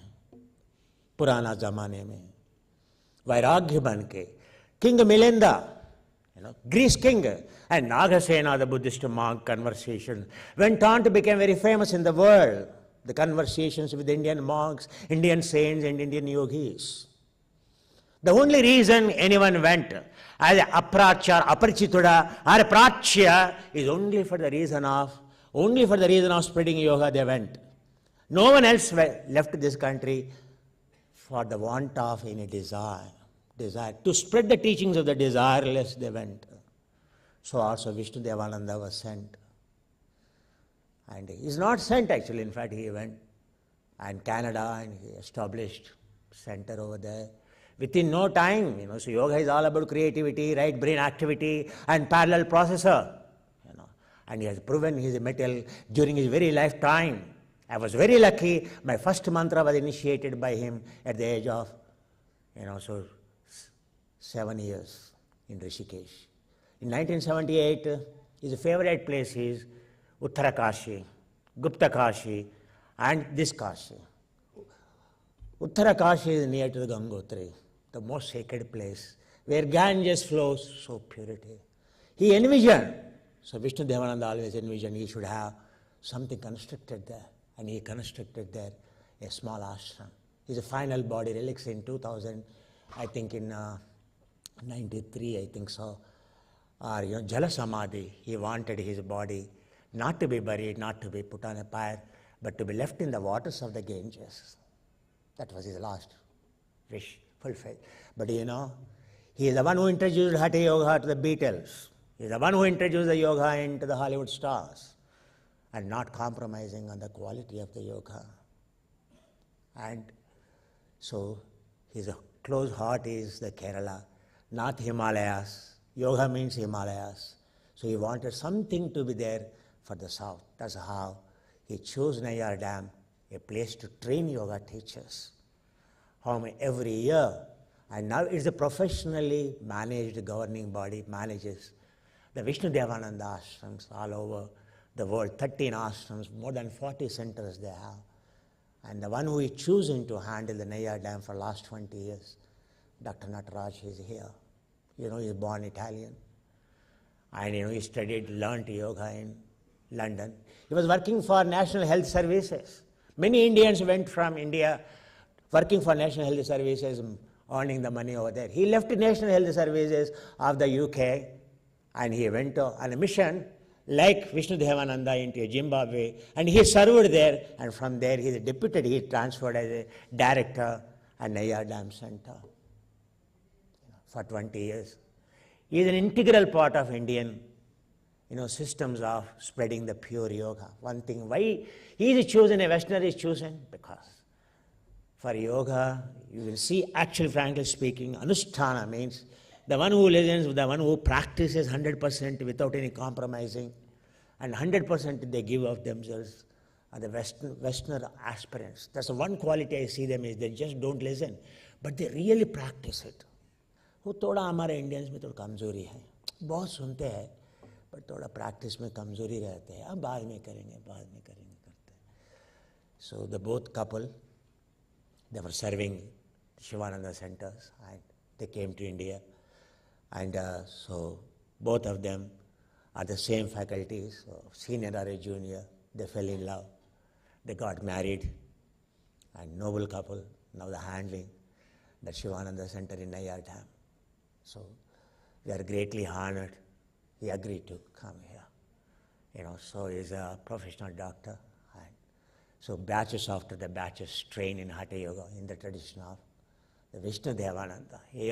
Anyone in abroad you ask, the first training they go through is Hatha Yoga. It is named as Hatha Yoga. They name 12 asana sequences and set of meditation, set of breathing techniques. So it is a program. It is an easy to do program. That's why it is super successful world over, let me tell you. And then only people go for Iyengar or Pattabhi Jois or Vinyasa Yoga, Power Yoga, etc. So now, here is the one who monitors the syllabus, strictly administers, maintains the code of discipline, and he improves. He is an integral part of now Aish in designing yoga instructor course material, construction, syllabus, etc. And very busily engaged. So work almost day and night. Both of them work almost 16 hours to 20 hours a day. It's not easy. That's how Rattindeva Matindiko, day and night, every yogi in the service working to preserve these technologies. So it's my honor to invite him onto the dais to speak, so on this occasion. Please come, sir.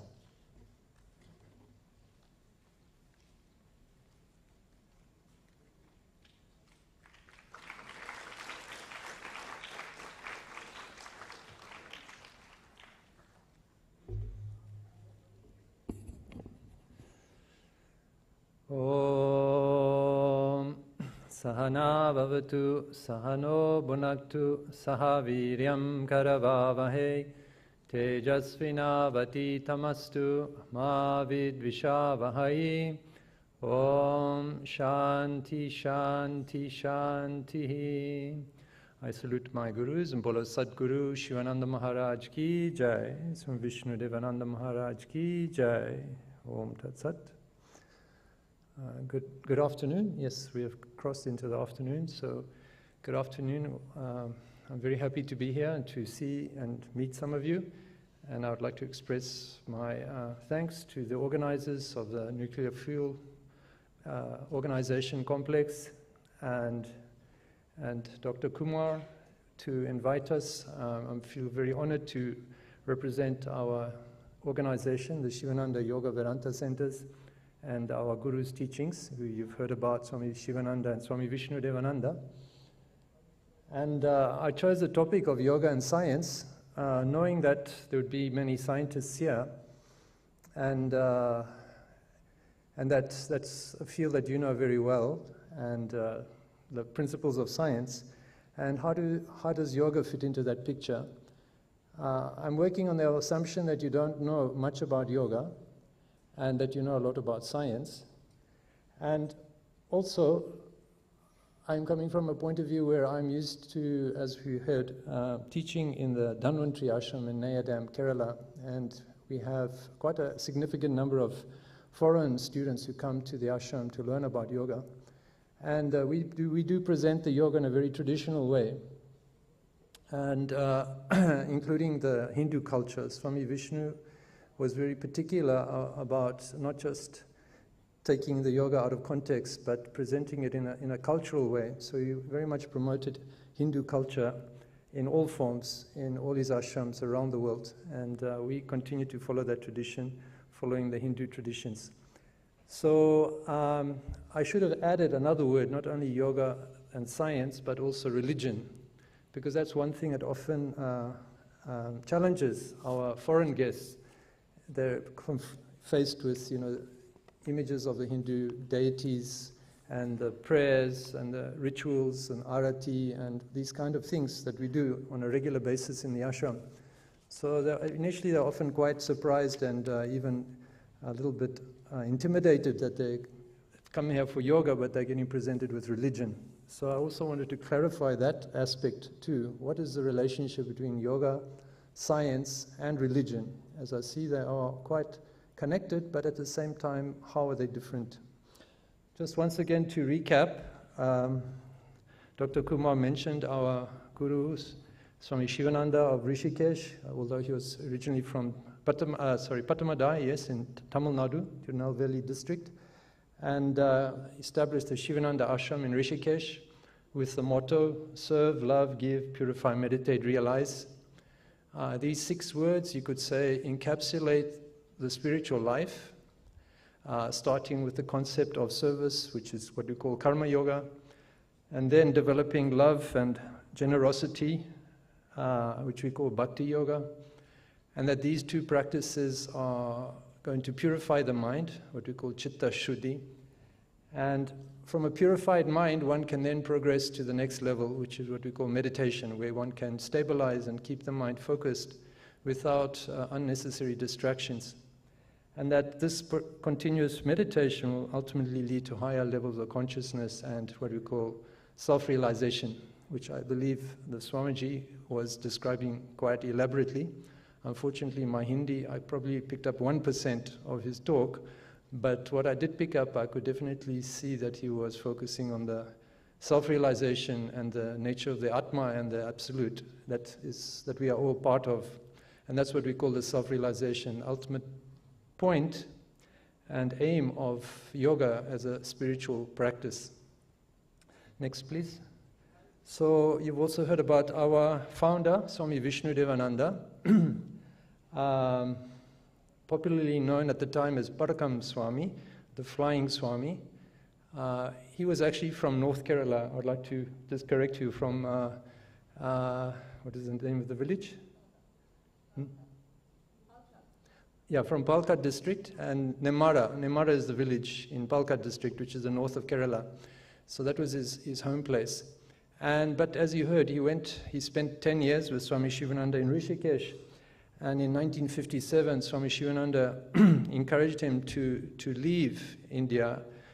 Apparently gave him 10 rupees, and he said, go to the West, people are ready for the learning and knowing yoga. So he said with that 10 rupees, he went around the world many times.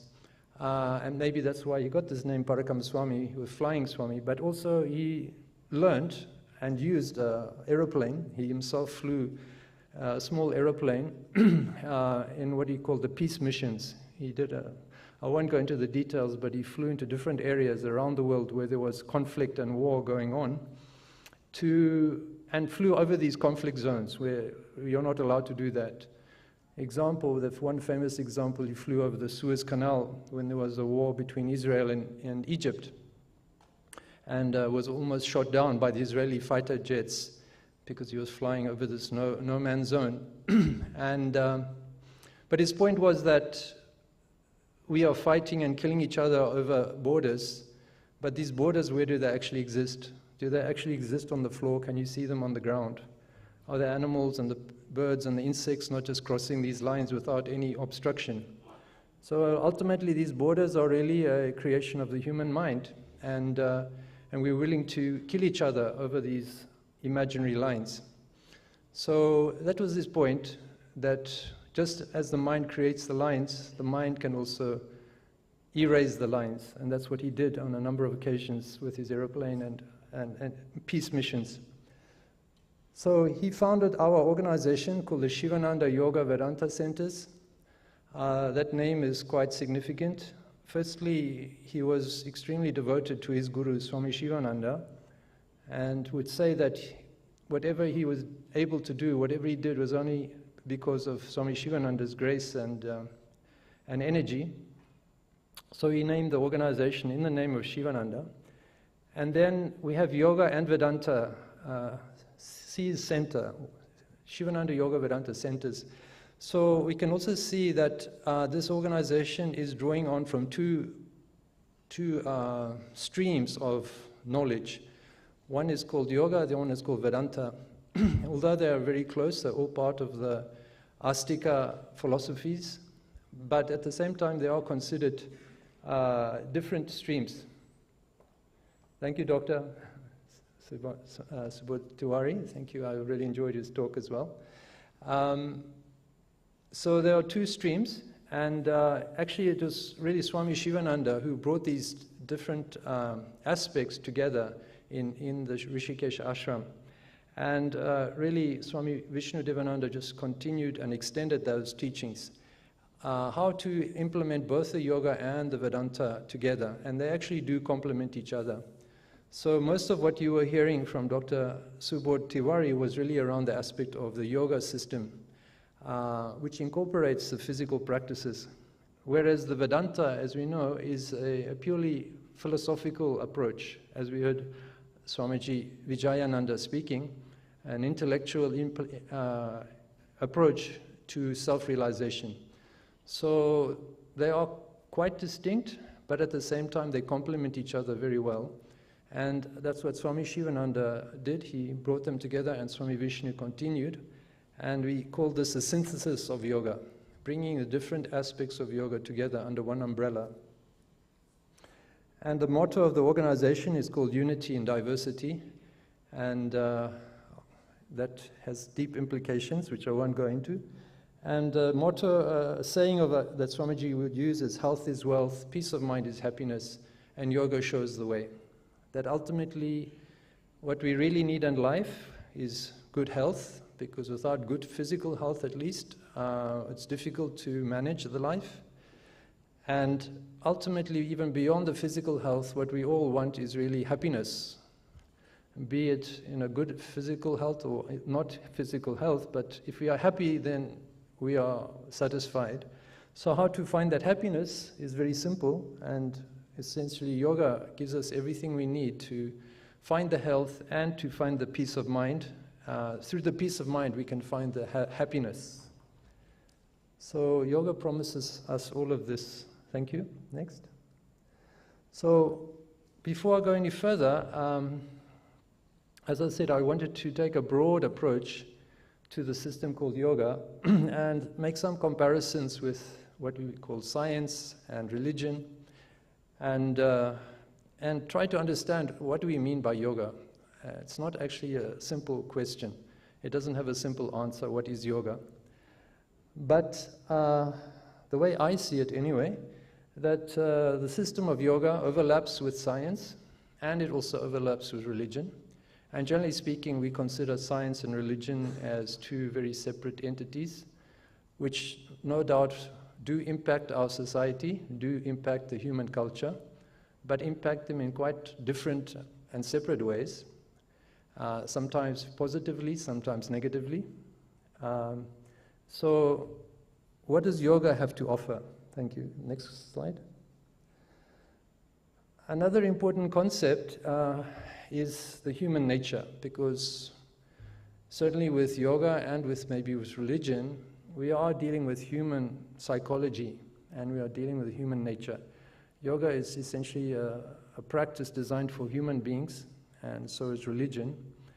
And I suppose science is too, ultimately. We're not going to apply science to other species. So they all really revolve around the human nature. And to simplify the human nature, basic concept is that all of us are functioning on two kind of modalities.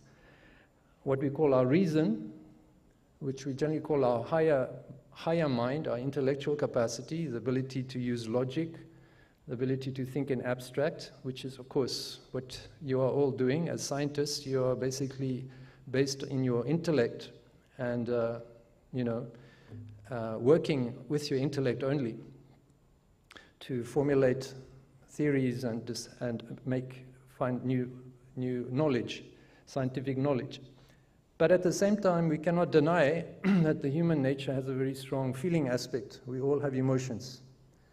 And these emotions are a very, very important and essential part of our life, and in fact, we cannot deny them.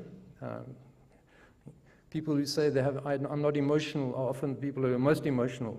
When the emotions get out of control, they'll burst out and have a fit of emotion. But so denying emotions doesn't make them go away. They're definitely a part of our life. And you can't say either of them is good or bad. We can't say reason is good or bad. Reason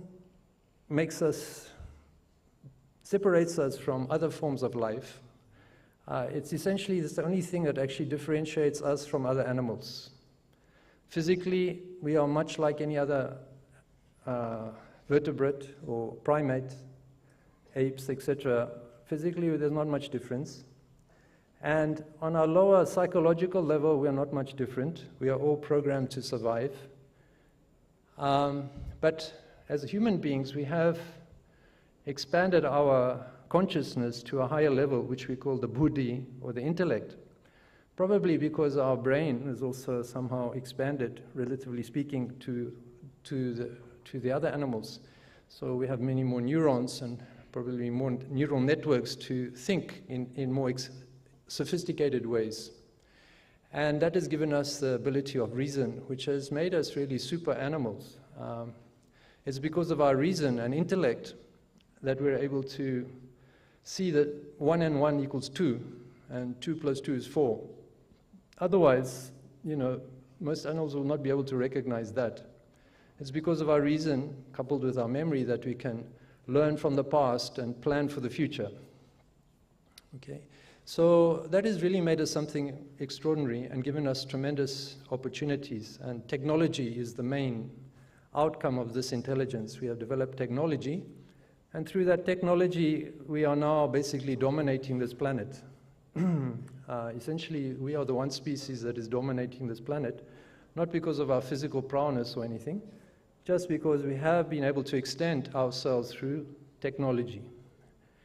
And that has given us tremendous, tremendous power, obviously. Now, at the same time, we are also having a base of feeling. And maybe before I talk about the feeling, we should also just mention that this intellect is not necessarily a good or a bad thing. It's a neutral thing. From a yogic point of view, our buddhi or intellect is just a tool. It's a functioning, it's an operating system. And it allows us to do certain things. But how we do those things is very variable. We can use our intelligence to make great things that can benefit everyone, and maybe the planet also. Or we can use our intellect to really destroy things. And unfortunately, we've seen many examples where in our human history, using our intelligence, we've actually created a lot of suffering and destruction. And we are still seeing it, unfortunately. There's a lot of worry in the world today that we are destroying our planet, global warming, pollution, and other such things because of our use of technology and overdevelopment. Now, is that a good thing? Not really, but it's still, you know, it's still happening. Why is it happening like that? Why is our reason going out of control? Well, that's when we look at the other aspect that we have, is called the feelings. Our feelings, I'm talking about our animal nature, our lower nature, which essentially is based on survival. As I said, we share a lot of our psychology with animals. And animals are essentially working on instincts. And instincts, by definition, are modes of behavior that are innate. They're kind of programmed, not programmed, you're inherited modes of behavior. And the basic mode of behavior is survival. So every creature is programmed to survive, be whatever it takes to survive, even at the cost of killing another creature, or stealing from another creature, or from invading another territory. That is our programming. And we, as human beings, we do share that nature. We do have instincts. And we might not admit them, but it doesn't take much to scratch under the surface and expose the instincts. The moment somebody insults us, immediately we will react. We will get angry. It's not an informed decision. It's an instinctual reaction. And many other such examples are there, of course, of the instincts. Our greed, our anxieties, our anger, our fears. These are not reasonable states of mind. We don't think about these things to be fearful. I don't think I should be fearful or anxious. They happen involuntarily, and they ultimately are supposed to be there to ensure our survival.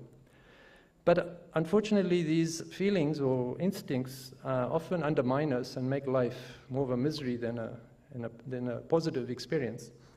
So part of the evolution that we all have to face is how do I won't say we cannot deny the feelings. The feelings are an integral part of our nature. But we should be able to tune these feelings in a positive way. And that's another aspect of yoga that we will see, that how we can modulate our feeling, our emotional nature, which can be tied into our instincts, but it can also be raised to a different level. And we call that the transition from emotion to devotion. And that is another aspect of yoga or a spiritual practice. So,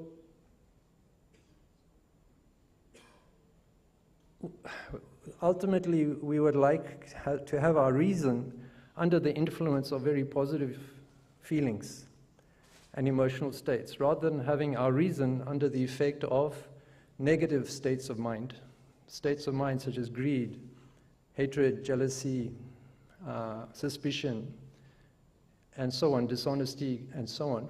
When our reason is under the influence of these emotions, we are likely to behave worse than animals.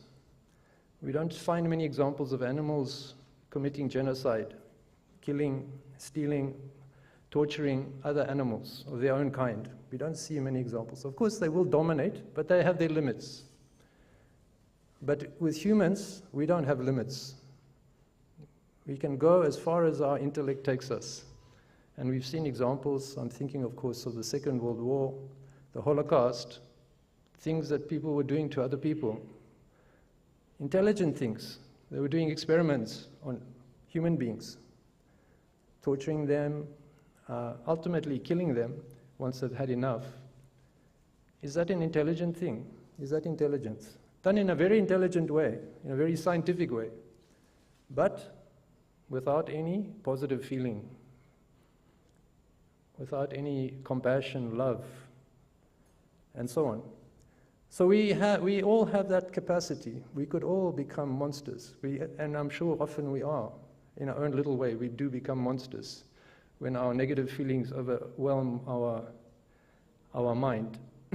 So it's very important for the evolution of the humankind to overcome this level of, we could say mind, this lower level of mind.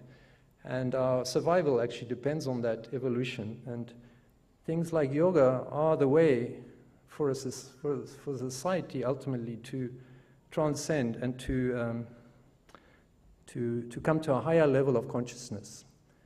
But actually, this is not something we can do on a mass level. We cannot spiritually elevate masses of people. As Swami Vishnudevananda mentioned, if we want peace in this world, each one of us has to take that personal responsibility to be more peaceful. No one can make somebody else peaceful. No army, no police force, no administration, no teachers, no gurus, until that person wants to change themselves. Nobody can change someone unless the person wants to change themselves.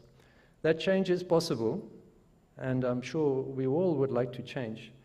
Most of the time, we don't know how to do it. I would like to be a better person. I would like to be more patient. I'd like to be more understanding. I would like to be more generous. But how?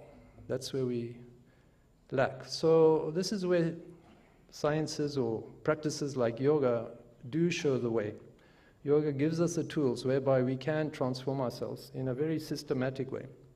So it can really help. And if we all were doing this in a somewhat systematic way, we ultimately will change the face of human society, and we will create a new destiny for ourselves. Next one, I think. So just to go a little deeper as to the definitions of yoga. So there are a couple of definitions based on the meaning of the word, which I believe are taken from Panani, the grammarian. First one is yujir. Yog comes from yujir, which means joining. And here we take it as the union of the individual soul, which we call the Atma, or the Jiva, and the Paramatma, or the universal soul, which we heard about from Swamiji by the term of Brahman, the universal consciousness. And this kind of definition really suits the field of yoga called Jnana Yoga, what we heard from Swamiji, the intellectual approach, the questioning, inquiring approach. It also actually fits the label for Bhakti Yoga. Bhakti Yoga is the yoga of devotion, where we are trying to feel oneness with the Supreme through devotional practice rather than through intellectual practice. So it does suit that one also. But as far as the Jnana Yoga goes, as you probably know, the teachings are very much based on the teachings of Adi Shankaracharya, who of course commented on the scriptures. And Shankaracharya defined the field of Jnana Yoga by 3 statements. As you might be familiar, Brahma Satyam, Brahman is the ultimate reality. Jagan Mithya, the manifested world is Mithya or unreal, if you take it literally, but we could rather call it dependent reality, not absolute reality. And Jiva Brahmeva Na Paraha, meaning that ultimately what makes Vedanta, Advaita Vedanta unique is the assertion that the individual consciousness is the same as universal consciousness, that we are all part of that absolute at a deeper level. So this is a Jnana Yoga approach. Next. The other definition of yoga comes from yuj, which is meaning samado, which means concentration.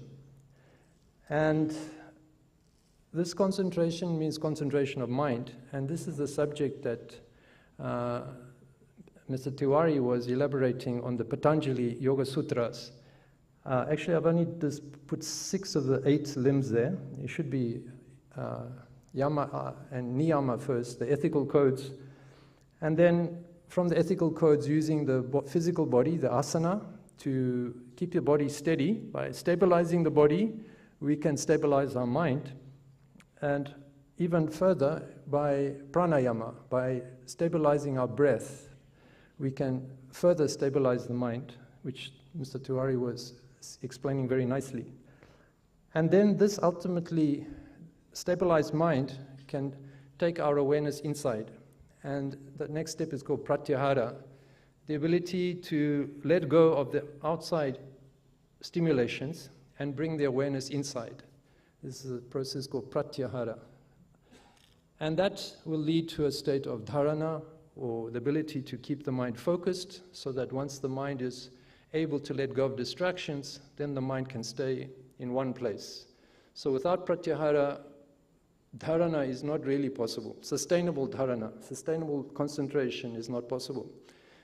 So the pratyahara stage is a very important one, learning how to discipline the mind to not be distracted unnecessarily. And through dharana, a steady concentration, we come to the dhyana, which is the meditation. The difference between the dhyana and the dharana, in the dharana, we are trying to concentrate, but the emphasis on trying. We are having to continuously bring the mind back into focus. Continuously, the mind is going off the track, and continuously, we are making an effort to bring the mind back on track. That is dharana. Dhyana starts when the mind starts to stay on one track without effort. It's naturally staying there. So it becomes an effortless process. And that's what makes dhyana different from dharana. And that dhyana, when it is sustained, ultimately results in a higher level of consciousness called samadhi. Samadhi is, they say, like a non-dual state of consciousness, where the knower, the known, and the knowledge become one. So the mind is so absorbed in one object of concentration that it merges with that object. So ultimately the experience of duality disappears, and that's what we call the superconscious state, samadhi. And of course the main sutra of the Raja Yoga Sutras is a definition of yoga by Patanjali in the 2nd sutra, Yogas Chitta Vritti Nirodha, that state of samadhi is a state where there is no more disturbances in the mind. The mind has become thoughtless.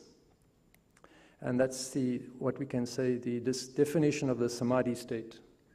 So this is another way of looking at yoga, not so much from an intellectual point of view, but more from a psychological point of view, how we want to manage the mind, how we can work with the mind in a very systematic, rational way through 8 steps, starting from the environment, through the body, through the breath, and so on. Next.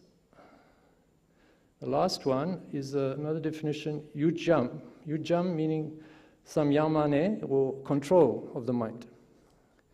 Another definition of yoga is that the one has the samyamane, control over the mind. And this definition seems to work quite well with the aspect called karma yoga. Karma yoga is really that aspect of yoga about our interactions, how we act in the world. And of course, it's not about what we do, it's about how we do it, or not even how we do it, but what is our intention? How do we think about our work? What is our relationship with the work that we do? And here the Bhagavad Gita is very useful, particularly these two verses in the second chapter, verse 48. I'm just taking the last three words, Samatvam Yoga Uchyate.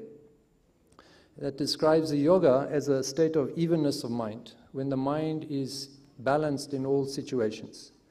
So whether you're being insulted or whether you're being praised, your state of mind doesn't change. It doesn't go up, it doesn't go down.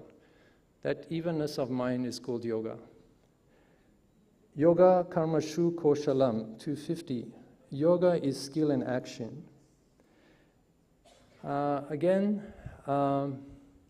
This verse is implying that we have transcended doing things that we like or not doing things we don't like. Generally speaking, we go through life mostly trying to do things that we like and trying to avoid things that we don't like.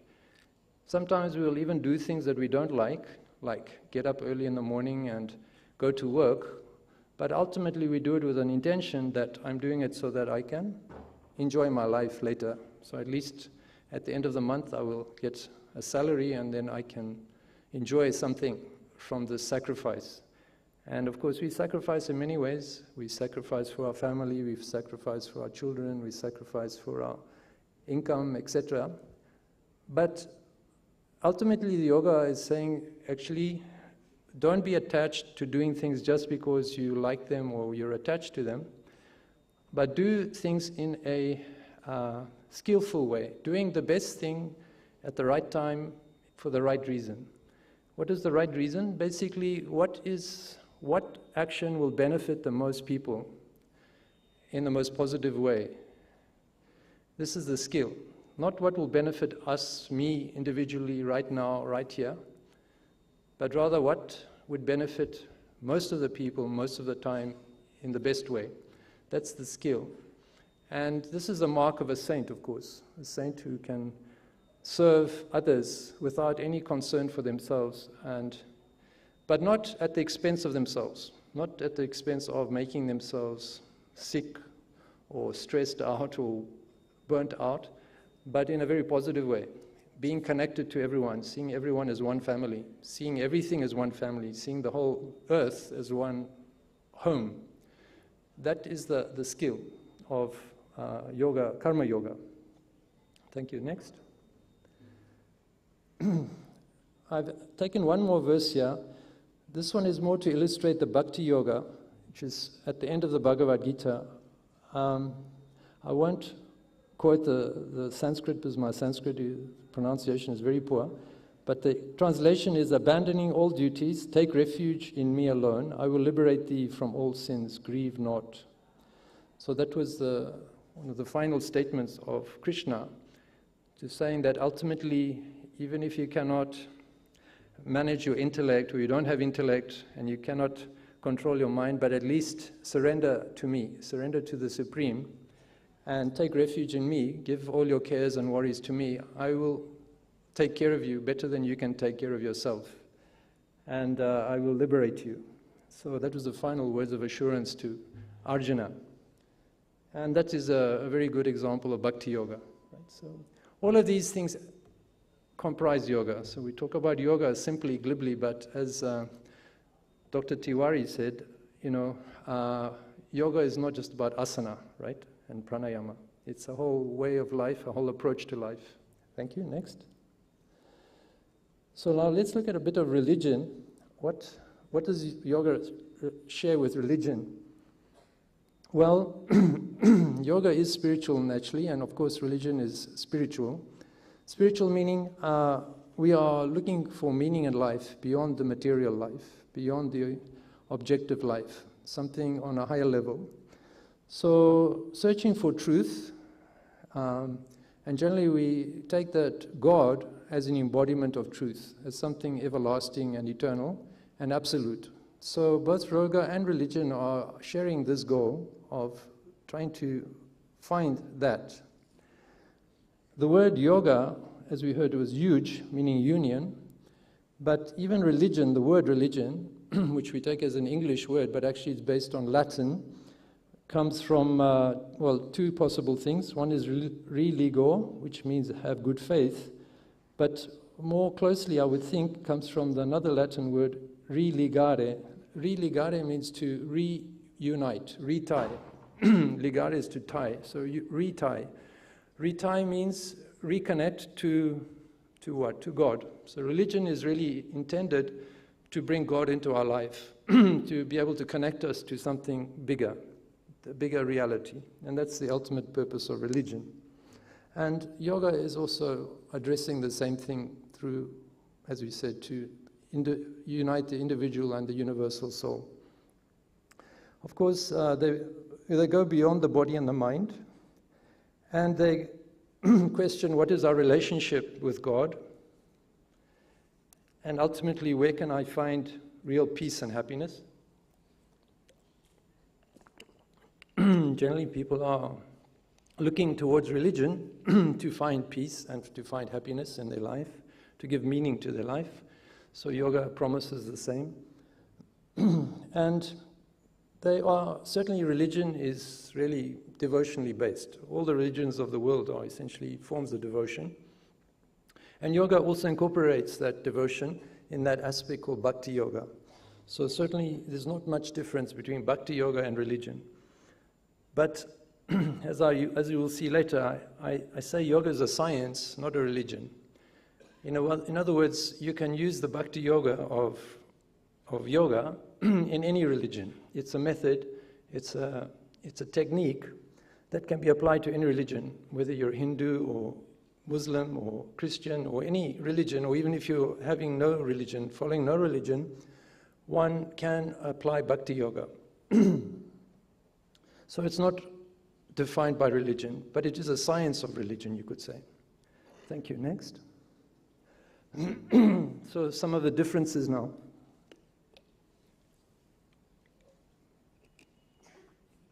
So generally, religion is very culturally based.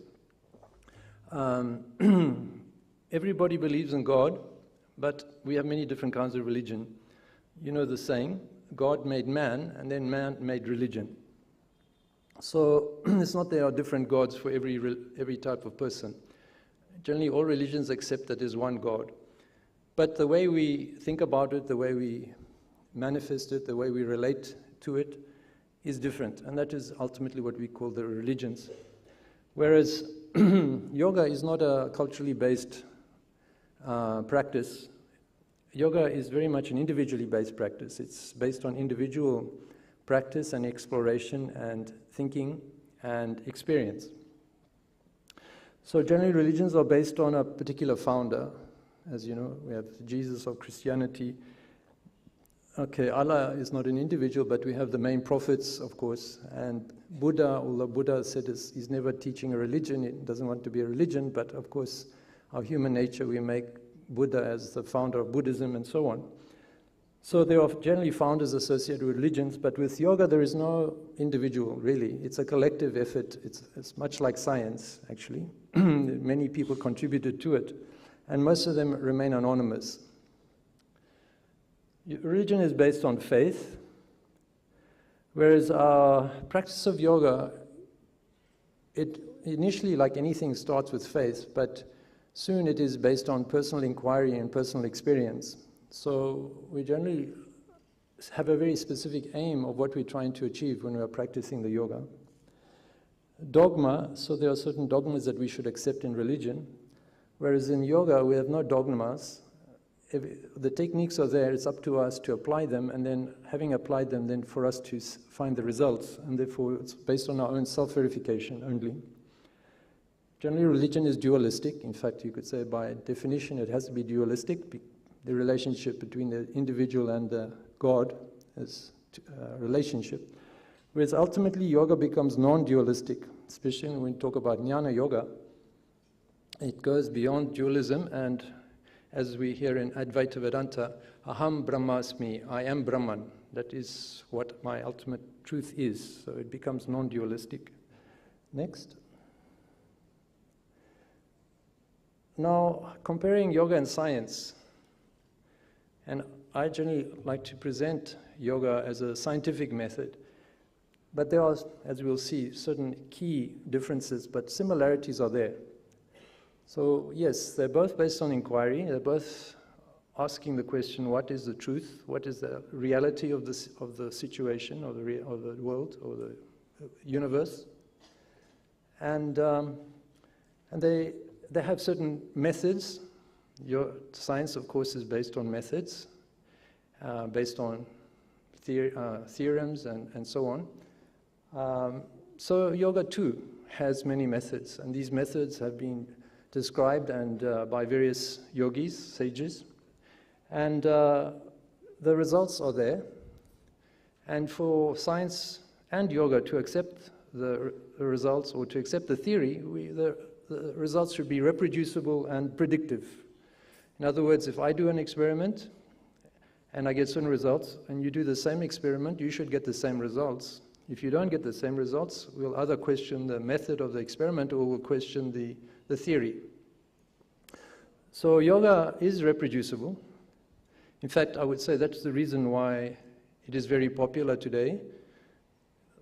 Hundreds and thousands or millions of people are practicing yoga. Why? Because basically it works. Whoever practices gets the effect. It happens. And yoga has been around for, well, we can see it's been described for over 5,000 years. So how can something that is not absolute still be working after 5,000 years? So it is definitely reproducible and predictive, meaning if I do certain practice today, I should get the same results tomorrow if I do the same practice. And so that is true for yoga. As we said, it's persisted for thousands of years. So these are some of the common points. Next. Differences, yeah. Well, even though I insist it is a science, but it's a very different kind of science. The main difference, you could say, is that generally science is looking outside into the material universe. So we're looking at the world outside. Whereas in the yoga, the exploration is inside. Inside meaning inside ourselves. So I suppose the ancient sages were scientists, and they wanted to know the nature of truth, the nature of the universe. And I suppose their reasoning was, well, I'm part of this universe, I exist, I have a reality, so if I can understand myself, then I should be able to understand the universe, because I'm not, in essence, different from the rest of the universe around me. So they decided to rather look within themselves to find their truth, well, the truth within themselves. And from that truth, we could then understand the macrocosm. Understand the microcosm to understand the macrocosm. So the whole method obviously is different. So generally we are, in modern science, we are using technology, artificial technology to measure things. Our 5 senses are limited, so we extend our perceptions through various technology. But of course, being technology, it is all liable to some error. There's no perfect instrument anywhere, including our own 5 senses. Whereas for the yogi, we consider our own body, our own mind as our laboratory, and our body and mind also serve as the instruments.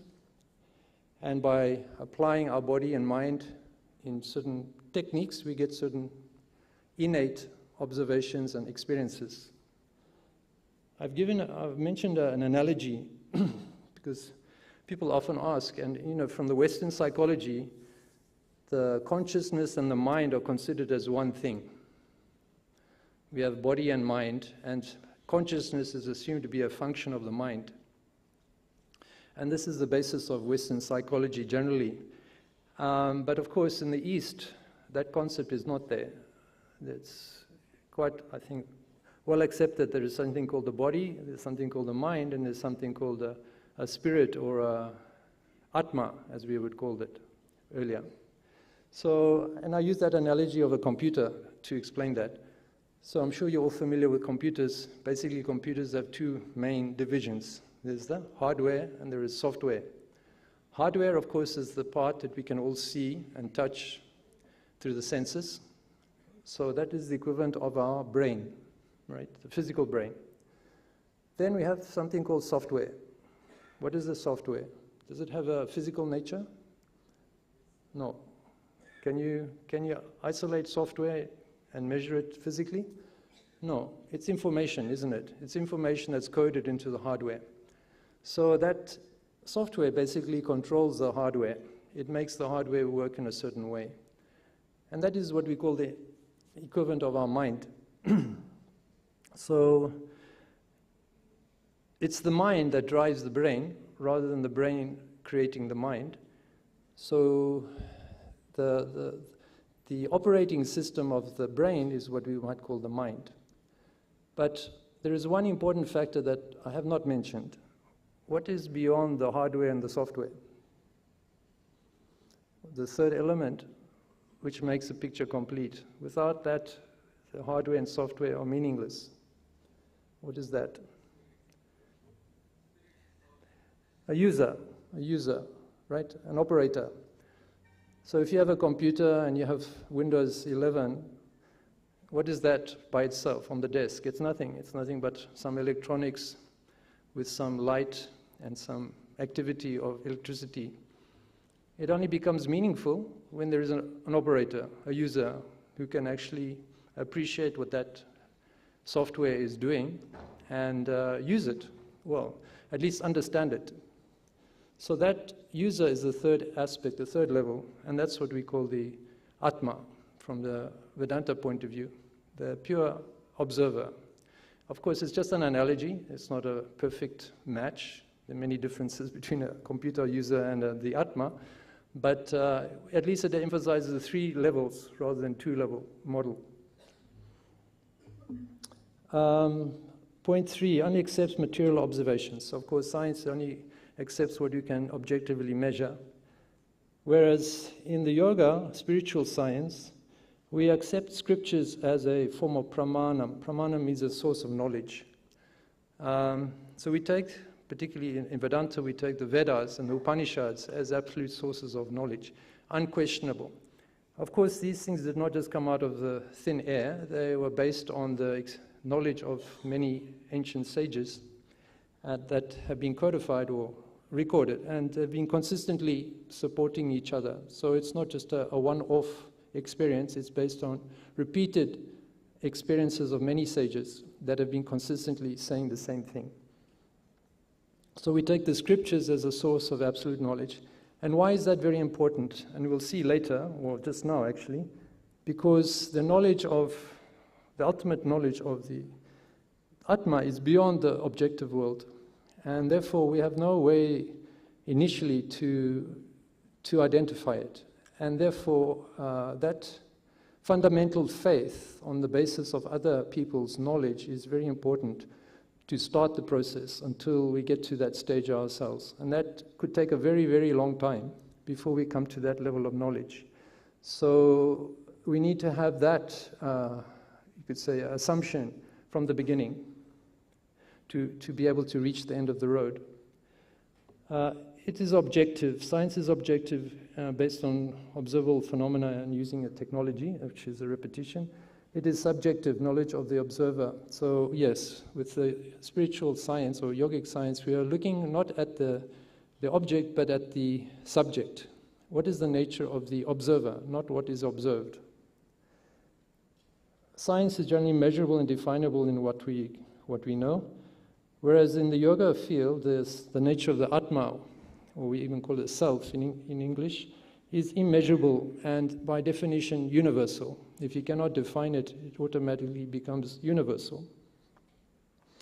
And the nature of the external world from the yogic point of view is called mithya, because in Vedanta we take the definition of reality as that which is permanent, unchanging. So as yet, we have not found anything in the observable universe that doesn't change. So it is therefore called mithya, changeable and dependent on consciousness. Whereas the nature of the Atma, or Brahman, is nitya, permanent and absolute, unchanging. And we've taken the analogy of the movie and the screen. So the movie and the screen, I can just briefly explain using the screen that we have there. So we have this analogy of a screen with some writing on the screen. So we have two things there, basically a screen and the writing. So if we take the writing on the screen as the mind, basically whatever is going on in your mind is like the thoughts in your mind are like the writing on the board. So right now we are reading English words, but if we had to have Sanskrit or Japanese, we would be having Sanskrit or Japanese thoughts, for example. So we have that one aspect of the mind and the information that we have in our mind. Then what would the screen represent? Any suggestions? Screen represents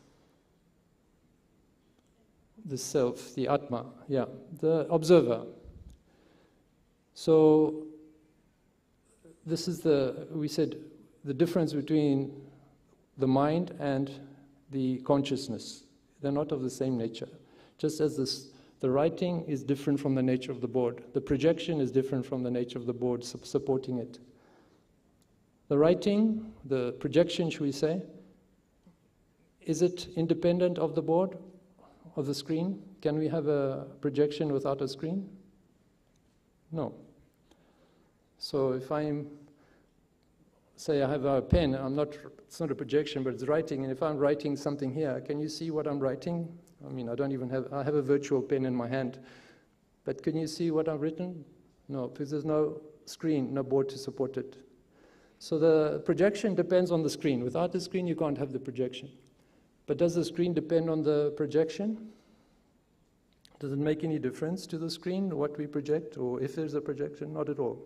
Screen is unaffected, it's permanent, unchanging, unaffected by any projection. So likewise, we said the Atma Brahman is permanent, immeasurable, and unaffected, whereas the mind is like the projection, changeable and dependent, not independent. So that is the difference between what we observe in the mind and brain as opposed to the nature of the observer. Thank you. Next.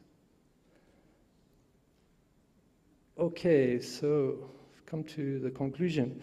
So we've looked at these three areas. Now the question is, can we apply these three in our normal human life? Are they mutually exclusive? In other words, if you're a dedicated scientist, can you afford to be religious or practicing yoga? Or if you're a yogi, can you afford to be scientific? Or if you are a religious, orthodox religious person, can you be scientific? Can you incorporate yoga into your lifestyle? Are they compatible? Do they support each other? And if they are, how do we incorporate them into our life? So my idea when I came up with this topic was really, particularly if I'm talking to scientists, that I hope you don't have the idea that I'm a scientist, therefore I cannot afford to have religion or some kind of absolute philosophy in my life. You know, it'll be clashing with my belief system and my working system. What I'm proposing is that really these are independent areas of knowledge and experience, and that certainly science has a very definite role to play in our human society, and in fact it has already played a huge effect on our human society. As we said, it has made us what we are today, a very dominant and powerful species. But has it made us any happier? Has it really improved the quality of our life? In some ways, of course, on the physical level, on the standard of living level, yes. But on a personal level, has it improved our sense of fulfillment, our sense of peace, happiness, contentment, satisfaction, faith that we have a future, that we are doing something good in this world, that we have something to look forward to. On that level, I think we've failed. And that's, I think, a very common consensus amongst all scientists, that we are not really looking at a brighter future, generally speaking, on a purely materialistic level. So what is missing? Where have we missed the point? Where have we missed helping ourselves and helping the planet and the society? So I think, this is where yoga and religion both have a part to play. And certainly yoga is a bridge between these two, between the science and the religion. We maybe lost sight of what might be called God in our scientific knowledge, and lost sight of the purpose of the life, and what is our connection with each other, what is our connection with myself, what is my connection with other people, what is my connection with the planet and the universe, apart from the atomic level and so on. So these kind of answers we will never actually get from a scientific point of view, as far as I can see. As long as we are objective, we'll be always missing the mark. Ultimately, we have to really approach those subjectively. We have to explore those for ourselves and come up with our own direct experience to build our faith in life and to build our faith in my relationship with the planet as well. So this is where really I think yoga has a tremendous part to play, and that it'll give us a different kind of knowledge. I think the scientific knowledge is very useful, practically speaking, to maintain our life and to develop our life in a physical way. But it's the yogic spiritual knowledge which will really give the meaning to the life and give us some understanding of where we are in this situation and where should we be looking and how we should be looking at the life. And then apply the scientific knowledge to make it happen. So thank you for your attention, and I'm not sure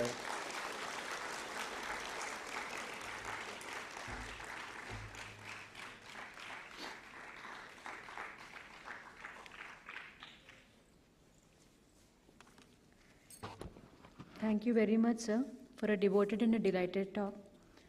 It was really a pleasure listening to you on yoga and science. I also request Srimati Nataraj ji also to come onto the stage, please. Please, ma'am.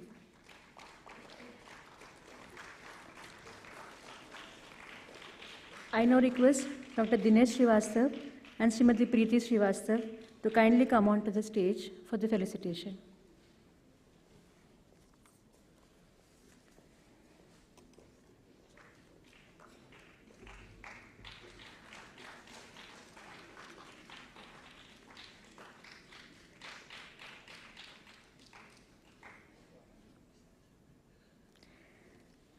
May I request you, sir and madam, to felicitate Srimati and Sri Nataraj ji with a bouquet, shawl and a memento.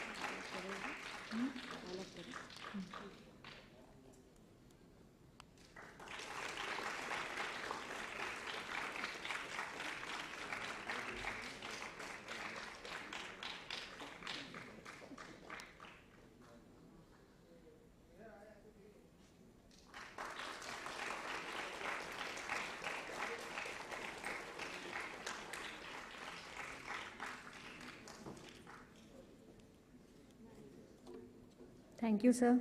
Thank you, ma'am.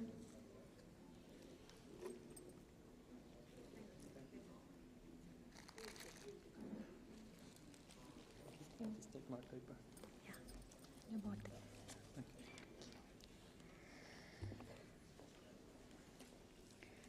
Now I would request all the members to kindly join us for lunch in the dining area. Also request you all to assemble back in 45 minutes by 2:45 to proceed with the next session. Thank you.